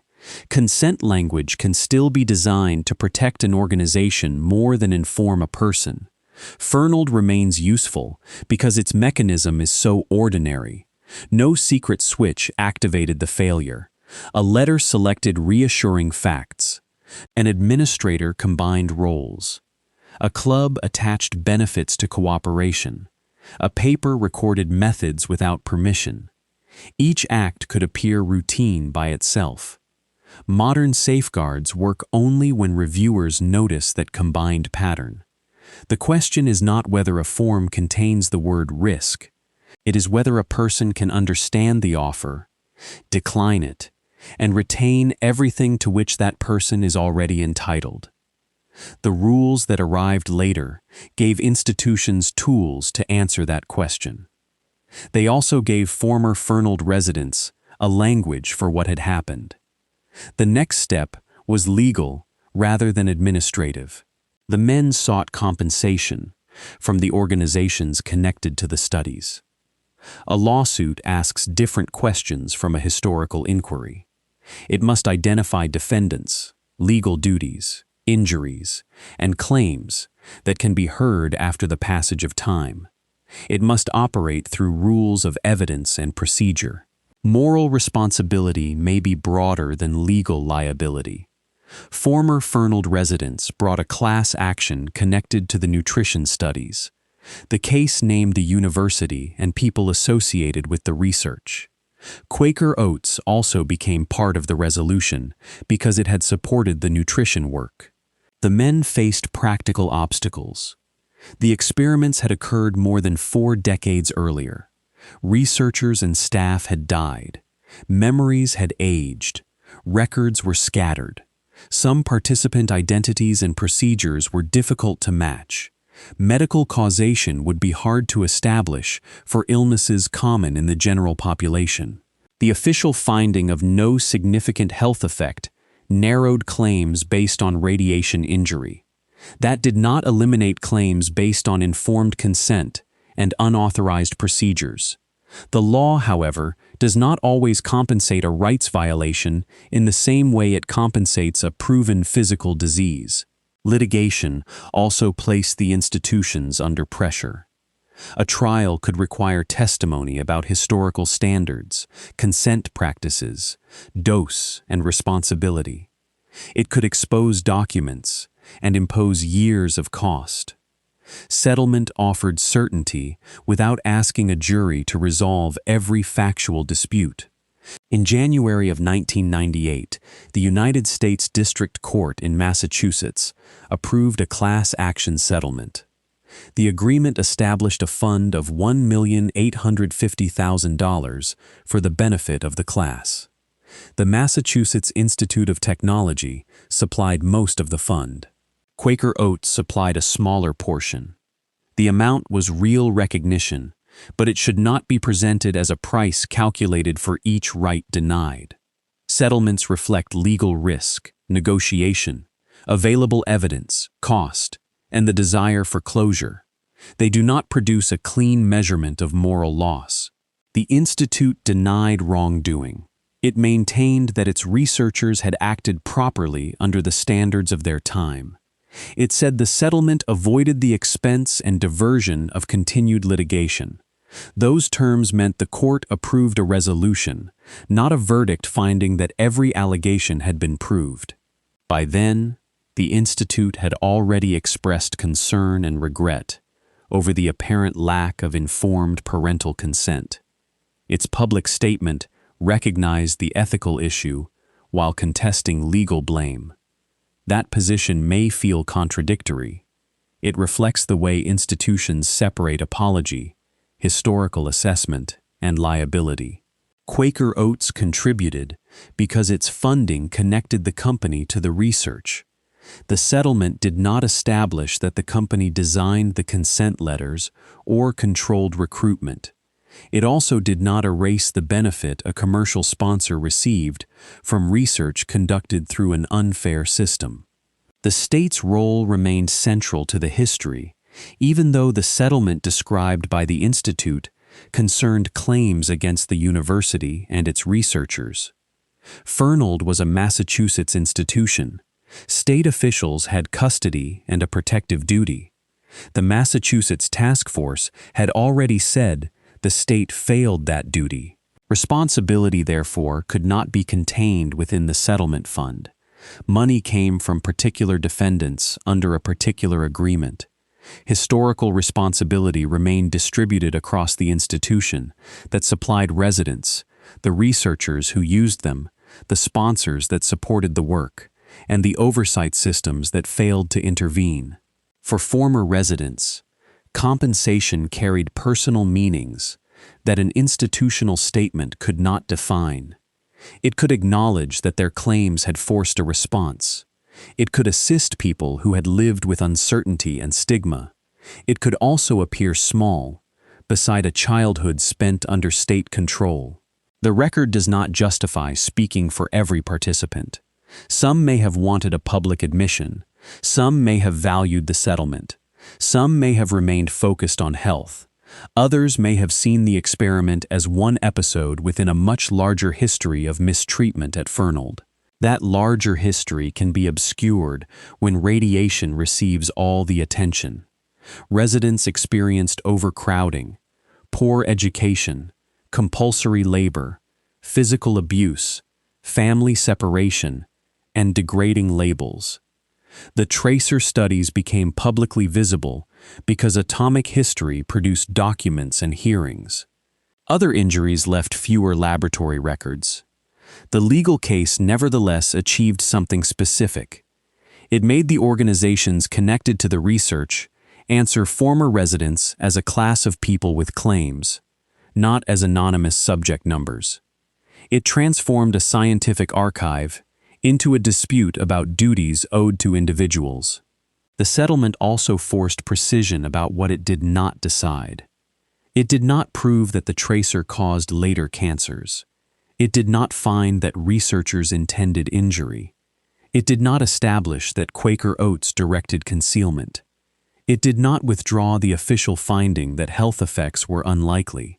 Those limits protect the truth from becoming dependent on a dramatic medical claim. If future evidence further reduced the dose estimate, the consent failure would remain. If every participant lived without a radiation-related illness, the selection and disclosure process would still be unfair. The reverse is also true. If a participant developed an illness compatible with radiation exposure, compatibility alone would not prove causation. A responsible account would need dose, diagnosis, baseline risk, latency, and expert analysis. Respect for survivors includes refusing to turn uncertainty into certainty for narrative effect. The settlement closed the lawsuit, but it did not close the public record. The Fernald case entered histories of research ethics, disability rights, and the atomic state. It became a teaching example because one page captured a failure that otherwise required thousands of technical documents. Teaching examples can harden into myths. The phrase radioactive oatmeal suggests that cereal itself had been contaminated by accident or sold to the public. The study, instead, used measured tracers in controlled research meals. The phrase, boys fed radiation, can imply a single experiment and a single dose. The record shows separate iron and calcium programs with multiple procedures. Myth can produce attention, but it weakens accountability. An institution can dismiss an exaggerated story by correcting one error. The established facts are enough. 74 boys participated. Radioactive tracers were used. Permission letters omitted them. Privileges influenced recruitment. Independent oversight was absent. Significant radiation injury was judged unlikely. Fundamental rights were judged violated. The legal resolution added one more established fact. The organizations paid a substantial settlement without admitting wrongdoing. That is not the same as exoneration, and it is not the same as a trial verdict. It is the final action the court record provides. After the settlement, modern safeguards could be contrasted with the old letters. The comparison made progress visible. It also created a risk of comfort. If the past is treated as a strange era of primitive ethics, present institutions need not examine similar pressures in new forms. The essential mechanism remains current whenever a powerful organization describes a proposal through its benefits, minimizes the fact most likely to produce refusal, and recruits from people whose alternatives are narrow. The technology can change. The letter's structure can survive. At Fernald, legal closure arrived in money and denial, regret and no admission. None of those words fully answered the boys' original position. They had been asked to cooperate before they had been told what cooperation meant. Public memory often grants institutions cleaner endings than people. A report is issued. A settlement is approved. A president apologizes. The file receives a date and the work moves on. Former residents continued living with the consequences of institutionalization. Their accounts helped a broader disability rights movement challenge the assumption that segregation was care. They insisted that people once described through diagnostic labels were credible witnesses to their own lives. The Fernald campus also changed. Conditions improved over time. Human rights committees and review systems appeared. The population declined as policy moved toward community-based services. Those later developments did not make the school's earlier structure benign. They showed that practices once defended as necessary could be replaced. Historical accounts should avoid turning every employee into the same character. Fernald included staff who harmed residents, staff who tried to protect them, and staff who worked within a system they did not control. The research involved investigators with different roles and degrees of authority. Precision about institutions should not erase individual variation. The same care applies to scientific motives. The investigators wanted reliable knowledge about mineral absorption. They did not need to hate the boys for the study to be wrong. They may have believed that club privileges improved residents' lives, and that tracer risks were too small to justify alarm. That possibility is not a defense. It is an explanation of how ethical failure becomes stable.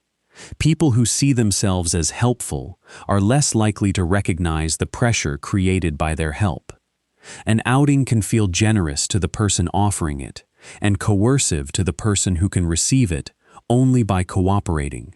The invitation contained a hidden comparison. Boys outside Fernald could expect milk, recreation, family meals, and trips without joining a study. Boys inside received some of those ordinary experiences as special privileges tied to research. The club converted deprivation into leverage. This does not mean the boys felt only exploited during every outing. They may have enjoyed the baseball game, beach, dinner, or attention. A good experience can exist within an unfair arrangement. Recognizing pleasure does not validate the condition attached to it. The former residence agency also survives in refusal. 3 boys objected. Their objection reached a researcher's correspondence.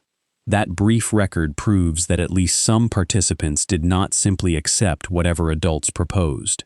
The response to their objection reveals the institution's priority. The plan was to change their minds through the club.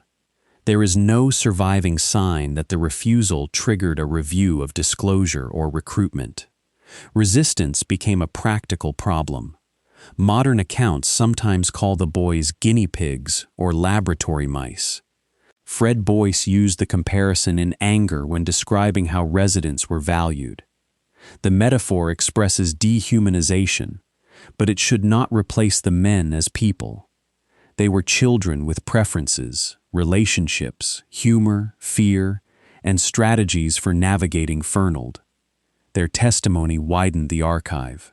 Dyer's watch, Larocque's guarded account of volunteering, and Boyce's description of scarcity supplied knowledge the dose reports lacked. These memories remain evidence of experience, not proof of every technical claim. The strongest history gives each source the job it can perform. Scientific papers establish procedures and results. Institutional letters establish official disclosure. Administrative reviews establish oversight failures. Dose reconstructions bound likely physical effects. Hearings preserve testimony. Settlement records establish legal resolution. Confusion begins when one source is asked to do every job. A survivor's illness cannot alone calculate radiation dose. A low-dose estimate cannot determine what a child understood. A settlement cannot prove intent. A scientific paper cannot establish consent through silence. The case became intelligible only when those sources were held beside one another. The result is less dramatic than a story of planned poisoning and more disturbing than a story of harmless breakfast research. The disturbance comes from competence. Researchers knew how to isolate a variable. They could calculate a tracer, prepare a measured meal, collect timed samples, and interpret metabolism. The permission process did not receive comparable care. Professional attention flowed toward what would improve the data. Diet was controlled, sampling intervals were fixed, subjects who resisted were encouraged. The description sent to parents was optimized for acceptance rather than understanding. This imbalance is visible in the vocabulary. Scientific readers received isotope names, routes, quantities, and analytic methods. Parents received cereals, vitamins, calcium, and club privileges. The difference was not that ordinary readers needed simpler language. It was that simplification removed the deciding fact. A plain explanation could have preserved both accuracy and calm. It could have said that scientists wanted to follow a very small amount of radioactive calcium through the body. It could have said that the study was not treatment and that the expected risk was considered low. It could have described blood draws and any injection. It could have asked for an affirmative answer. Such a letter might have succeeded. Some parents may have agreed. The boys could have received independent explanation. The scientific question could have been pursued with a process worthy of the precision used in the laboratory. That unrealized alternative matters because it prevents the history from becoming fatalistic. The ethical failure was not required by the science. It came from choices about people. The labels attached to Fernald residents made those choices easier. Terms such as feeble-minded carried assumptions about capacity, worth, and social burden. Even boys capable of understanding instructions could be treated as less entitled to information. Researchers valued their ability to cooperate without granting equal value to their decision. The selection of capable participants shows the contradiction. The protocol needed boys who could follow diets and procedures.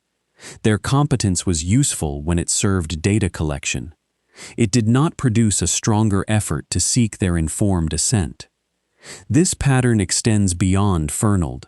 Institutions may recognize the abilities of a marginalized person only when those abilities benefit the institution. The person becomes competent enough to work, comply, or provide data, but not competent enough to refuse or demand an explanation. Disability rights challenges that division. It begins from equal personhood and asks what support a person needs to decide, rather than using disability as a reason to remove decision-making altogether. The Federal Committee's criticism of unfair selection pointed in the same direction. It did not argue that people with disabilities should be excluded from research. Exclusion can deny access to knowledge and treatments relevant to them. It argued that a vulnerable population should not bear burdens merely because control is convenient. Fair inclusion requires a scientific reason, added safeguards, and respect for each participant. Fernald supplied none of those in adequate form. The nutrition question was not specific to the residents. Safeguards were weaker, not stronger. Refusal was treated as negotiable. The institution's poverty of opportunity made the weakness visible. A quart of milk and a beach trip had recruitment power because normal childhood experiences were scarce. Improving living conditions would have reduced that power. It would also have made the institution less useful as a source of compliant subjects. This relationship between background injustice and research ethics remains difficult. A study can offer something genuinely valuable in a deprived setting. Refusing all research may preserve deprivation. Offering benefits only through research may exploit it. The answer begins with separating entitled care from incentives. Food, education, recreation, and humane treatment should not depend on participation. Research benefits should not be used to replace duties the institution already owes. At Fernald, the club blurred that boundary. Milk and outings appeared as additional privileges, not basic entitlements. Their appeal was built from the institution's failure to provide a full life. The letters then used that appeal as evidence that the boys had volunteered. This turned the consequences of deprivation into support for the legitimacy of recruitment. The official report broke that circle by treating background conditions as ethically relevant. It rejected the idea that researchers could ignore institutional injustice simply because they had not created it.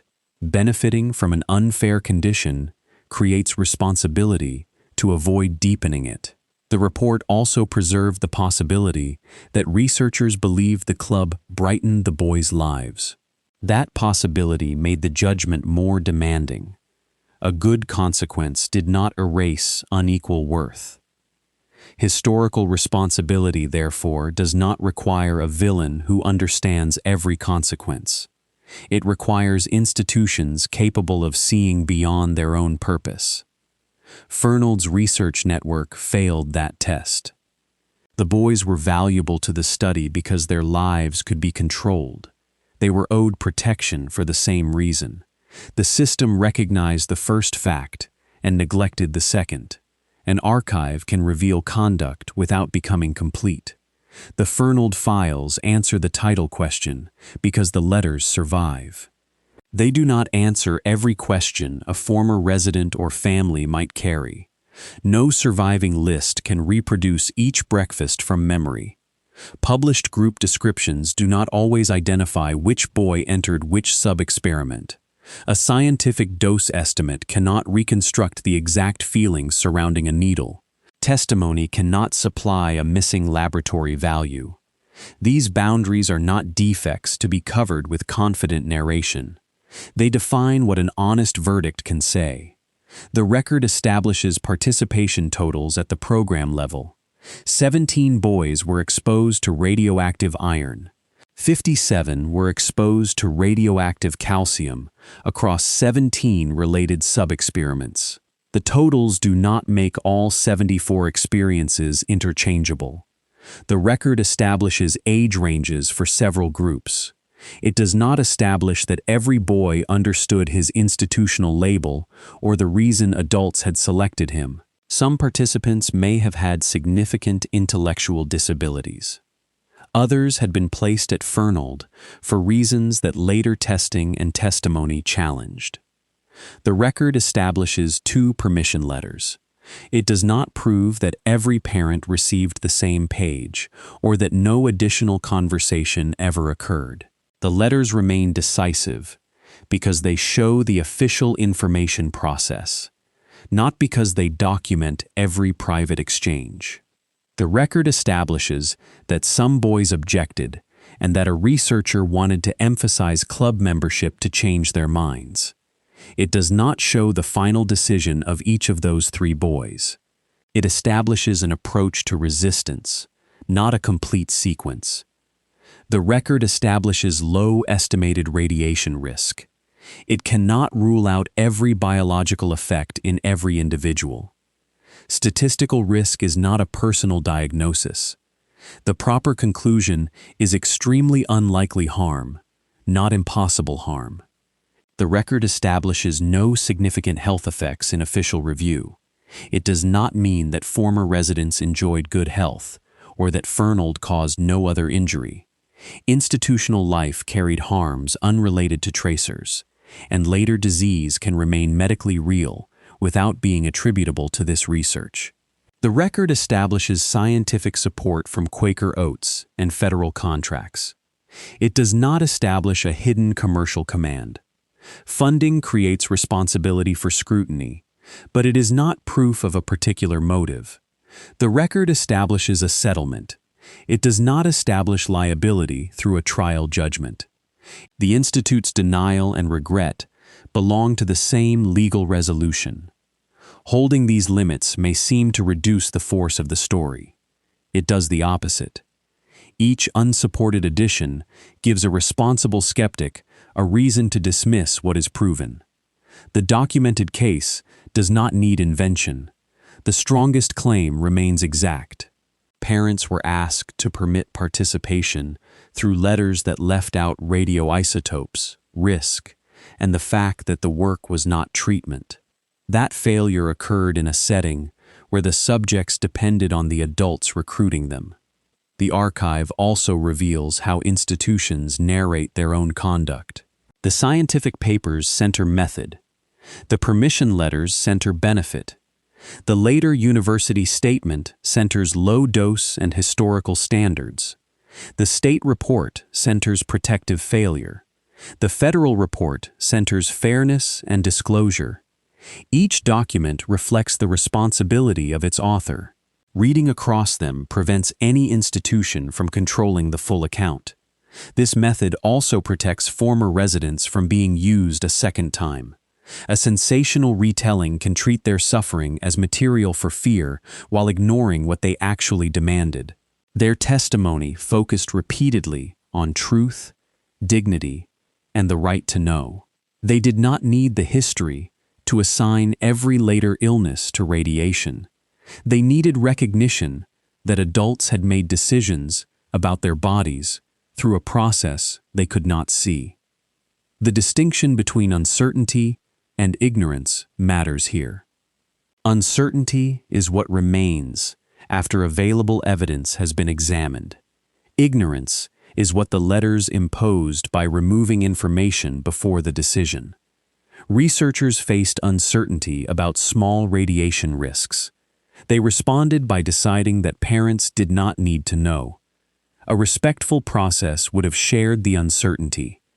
It would have said that experts expected the dose to be low, while acknowledging that the tracer created exposure. Consent does not require certainty. It requires an honest account of what is known, what is expected, and what remains unclear. The same principle governs retrospective history. The final account should not promise certainty the archive cannot provide. It should place each conclusion at the level its source supports. At that level, the case answers several questions firmly. The radioactive material was intentional, measured, and part of nutrition research. The boys were institutional residents recruited through the science club. The surviving parental letters omitted the tracer.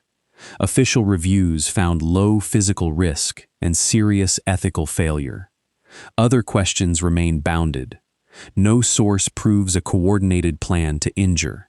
No review links the program to a pattern of significant disease. No document can show the understanding of every participant. Those boundaries shape the ending. It cannot rest on a claim of secret poisoning. It cannot absolve the institutions because harm was unlikely. It must preserve the difference between what happened to the body and what happened to the right to decide. Scientific benefit deserves the same bounded treatment. The iron and calcium studies contributed to knowledge about mineral absorption. Later researchers used related findings in work on nutrition and bone health. The data were not worthless. Value can increase the reason to conduct a study. It does not determine whom a study may use. A useful question still needs a fair population, a proportionate burden, and valid permission. The Fernald network treated scientific merit as if it could flow backward into recruitment. Because the question mattered and the dose seemed small, controlled access to the boys appeared acceptable. That reasoning skipped the separate duty to explain. There is a reason those duties remain separate. Investigators are invested in their own questions. They can sincerely overestimate benefit, underestimate burden, or view refusal as a loss to science. Independent review and informed permission introduce people whose interests do not depend on completing the protocol. Parents could have supplied one such perspective if the letters had been complete. The boys could have supplied another if their objections had been protected. An independent reviewer could have challenged the choice of Fernald. Each safeguard was weakened at the point where it might have changed the study. The low dose then became part of a closed professional argument. Experts considered the tracer safe enough. Because they considered it safe enough, they did not present it to parents. Because parents did not object to what they were told, the team could describe participation as permitted. That circle confused expert judgment with personal authority. A scientist may decide that a proposed exposure is reasonable to offer. The scientist cannot decide that another person has accepted it without disclosure. The distinction remains important, even when a study produces a public good. Research participants are not raw material owned by the future beneficiaries of knowledge. Their contribution gains moral value through voluntary participation, not through the usefulness of the result alone. Fernald denied the boys that form of recognition. The publications thanked cooperation, but the process did not honor a refusal as equal to an agreement. The letters thanked parents in advance, while giving them only part of the proposal. The scientific achievements therefore belong in the verdict, but not as a credit against rights. Knowledge was produced. Physical danger was limited. The recruitment still failed. This is why the case remains more than an account of outdated radiation practice.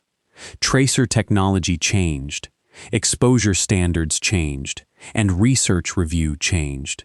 The temptation to let professional confidence replace another person's decision did not disappear. The safeguard is not fear of science.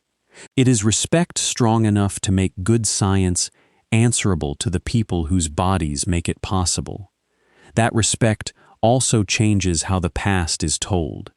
It refuses to use disability as shorthand for helplessness. It refuses to use radiation as shorthand for certain disease. It refuses to use a settlement as shorthand for a verdict. Instead, it preserves the boys as participants whose understanding mattered, scientists as professionals whose choices can be examined, and institutions as systems with duties greater than any single employee's intention. The result is not a balance that leaves every side equally right. Evidence can be careful and still reach a firm conclusion. The institutions held the information, the authority, and the alternatives. The boys and their families carried the uncertainty created by omission. That distribution of knowledge was itself part of the experiment's design environment. It shaped who could ask questions, who could refuse, and who could later explain what had happened. The official reviews did not need to imagine a hidden purpose. They followed the visible allocation of power. At every stage, the adults possessed more information and treated that advantage as normal. The final question is what kind of verdict can hold all of the evidence without collapsing it? A verdict of medical catastrophe would exceed the dose record. The state and federal reviews found no significant health effects, and the advisory committee judged radiation injury extremely unlikely. Individual illnesses cannot be assigned to the experiments on the available evidence. A verdict of harmlessness would exceed the ethical record. The tracers created a research exposure without direct benefit. Procedures included repeated blood collection and, for some boys, intravenous administration. Parents were not told about radioisotopes. Boys were recruited through privileges inside a restrictive institution. A verdict of secret science would misstate the publications. The methods appeared in journals and a thesis. Sponsors were acknowledged. The secrecy was not universal. It was targeted by audience, whether through intention or professional blindness. A verdict of proven conspiracy would invent a motive. The record does not establish an agreement to injure children, or a documented order from a sponsor to conceal radiation. It establishes a pattern of omission and a failure of responsibility. A verdict that blames only the era would ignore contemporary warning signs. The Nuremberg Code had declared voluntary consent essential. Earlier experiments on institutionalized children had produced public controversy. The researchers sent permission letters because they knew authorization mattered. A verdict that applies only later forms would miss the deeper failure. The problem was not the absence of a modern template. It was the absence of material information and an independent choice. The accurate verdict begins with 4 layers. The first is physical. 17 boys received radioactive iron, and 57 entered a set of radiocalcium studies. Later reviews placed both exposure programs in a low range and found significant radiation-related injury unlikely. The second is informational. 2 surviving permission letters described nutrition, testing, and benefits. Neither disclosed radioisotopes or risk. Both implied benefit to the child, even though the research was non-therapeutic. The third is structural. Fernald controlled the boys' food, movement, care, and opportunities. Science club privileges carried unusual force. The superintendent held roles that should have been separated. No independent authority stood ready to protect refusal. The fourth is distributive. The research question concerned general nutrition, not a condition unique to Fernald residents. The boys were selected because an institutional setting made diets and behavior easier to control. Children with greater social power were rarely asked to bear similar burdens for small rewards. Together, those layers support the paired official findings. The experiments were unlikely to have caused significant radiation harm. They violated the boys' fundamental rights. The first finding limits exaggeration. It protects the history from using illness as a substitute for evidence. It recognizes that researchers attempted to keep exposure low and that the scientific work addressed real questions. The second finding limits excuse. It protects personhood from being reduced to a risk calculation. It recognizes that a subject can be wronged even when a procedure leaves no detectable injury. Neither finding weakens the other. They describe different dimensions of responsibility. This distinction is essential because modern institutions often defend a decision by pointing to outcome. No one was hurt. The data were useful. The risk stayed below a limit.